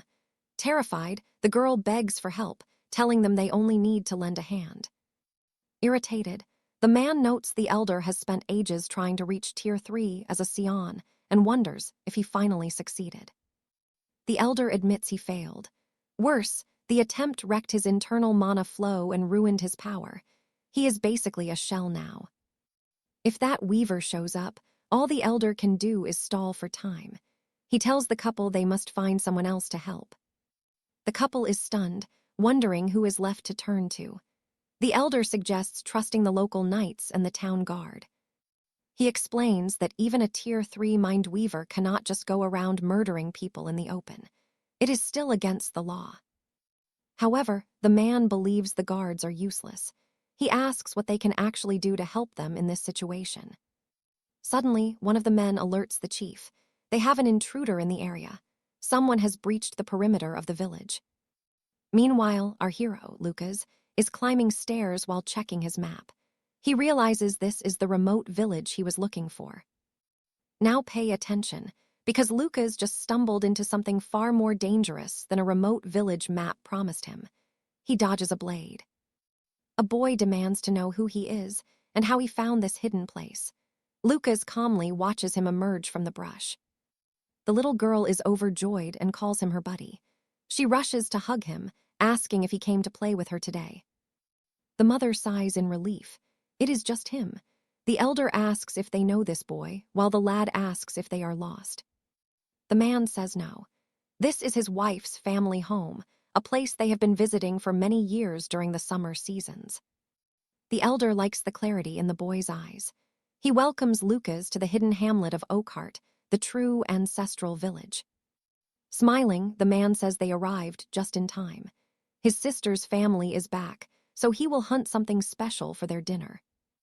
Lucas observes the villagers. He senses something is wrong. This is no ordinary town. It is crawling with powerful mind weavers. Who would have guessed? 3 weavers in one place. On top of that, this old man is at the peak of Tier 2. He bets they know the value of the mithril he is carrying. He suspects that Kay will likely ask him about it soon. Sadly, the little girl says they cannot play anymore. She lost her ball. She looks completely heartbroken over the missing toy. Suddenly, Lucas senses a familiar aura. It belongs to the bandits he saw before. Are they following him or just passing through? His eyes sharpen. It is not just 2 of them. There is someone else. The girl looks back, still searching for her ball. I know what you are thinking. This guy just will not quit. Look who finally decided to show his face. 2 women are being dragged away, looking absolutely desperate. A man with purple hair complains about all the wasted time and effort. The elder warns that this new arrival is trouble. He is not just a mind weaver, he is at the peak of Tier 3. Activating his aura, the elder tells Malian to get the girls and the villagers out. He prepares to engage in a battle. But the purple-haired villain mocks him. He laughs, asking if the elder really thinks a sneak attack will work on him. He insults the elder's weak energy, saying he does not even deserve his title. This time, he will shatter every bit of hope. He promises to give them a taste of true despair. Enraged, the elder declares he will kill the villain and begins to cast. He conjures raw energy, launching an attack like sharp rain. But the villain just closes his eyes and moves with a single gesture. With one motion, he slices through the objects. The father is shocked. His heavy steel sphere attack had absolutely no effect. Smiling, the villain mocks his arrogance for using steel against him. He begins a strike with his right hand, ready to end it. Such ignorance is truly annoying. Seeing the danger, the little girl screams for her mother as the situation turns very dark. The elder and the father are furious. They tell the villain to come after them and leave the innocent people out of it. Laughing, the villain calls them stubborn. He begins to tighten magical ropes around the necks of both the elder and the father. He reveals his original plan was to kill the girls following him and frame the elder. But this remote location is perfect. Since they are so isolated from the world, he can take his time. He says he is going to turn them into wine. Horrified, the father asks if he is using forbidden sorcery to turn humans into vessels. He calls the man a complete monster. As the rope tightens even further, the Tier 3 warrior just laughs. That expression of pure terror is exactly what he wanted to see. The girl cries, asking if they will die in these mountains. She is full of regret, saying she never should have come here. She feels like her life is over. The villain just sneers, enjoying the music of their screams as he prepares for his final, gruesome act. And that is where we leave it. Trust me, you and I are going to want to see the payback for this. Stick with me. Lady Clara is crying in despair, watching Lucius from afar as death approaches. She hopes for a reunion in another life. Silas orders his men to seize the child. A brute throws her to the cold dirt, both villains close in on the helpless girl. She stares up in pure terror. Suddenly the arcane threads snap. Silas is stunned. He screams, wondering how his mystic web shattered. Our hero just grips the remaining lines. The little one begs him to save her family. Suddenly, two henchmen charge him together. Lucius casually throws a blind punch. Instantly, both goons are absolutely leveled. He ruffles the girl's hair. Silas is baffled, wondering if he's a Tier 5 knight. You saw it too. Lucius looks at Silas and only sees a weak amateur. Silas demands to know how he broke the web. Then he turns to Baron Thorn. He mocks the Baron, asking if this weak kid is really his grand protector. Silas sneers that without mana, he'll be sliced like butter. Lucius just says, "Try me." Silas is deeply irritated by this arrogance. He launches a massive web spider at him. Lucius defends himself. Lady Alina realizes his martial skill is purely divine. Silas is losing his mind. None of this makes sense. It shouldn't be possible. Now watch this. Lucius holds the threads easily and asks if he's done. He yanks the man forward, using his own webs. Silas is terrified by this control. Desperate, he vows to drag Lucius to hell. He swells up like a balloon. He looks like a gross meat dumpling. Thorn warns everyone that he's about to self-destruct. The explosion will kill them all. Clara lies on the ground, weeping in fear. Lucius admits the man's soul force is pathetic. He looks at the swelling mess. His hand grows massive as he reaches for the swelling freak. Silas is completely lost. Lucius crushes him. Trust me, you and I won't forget this insane ending. Total annihilation.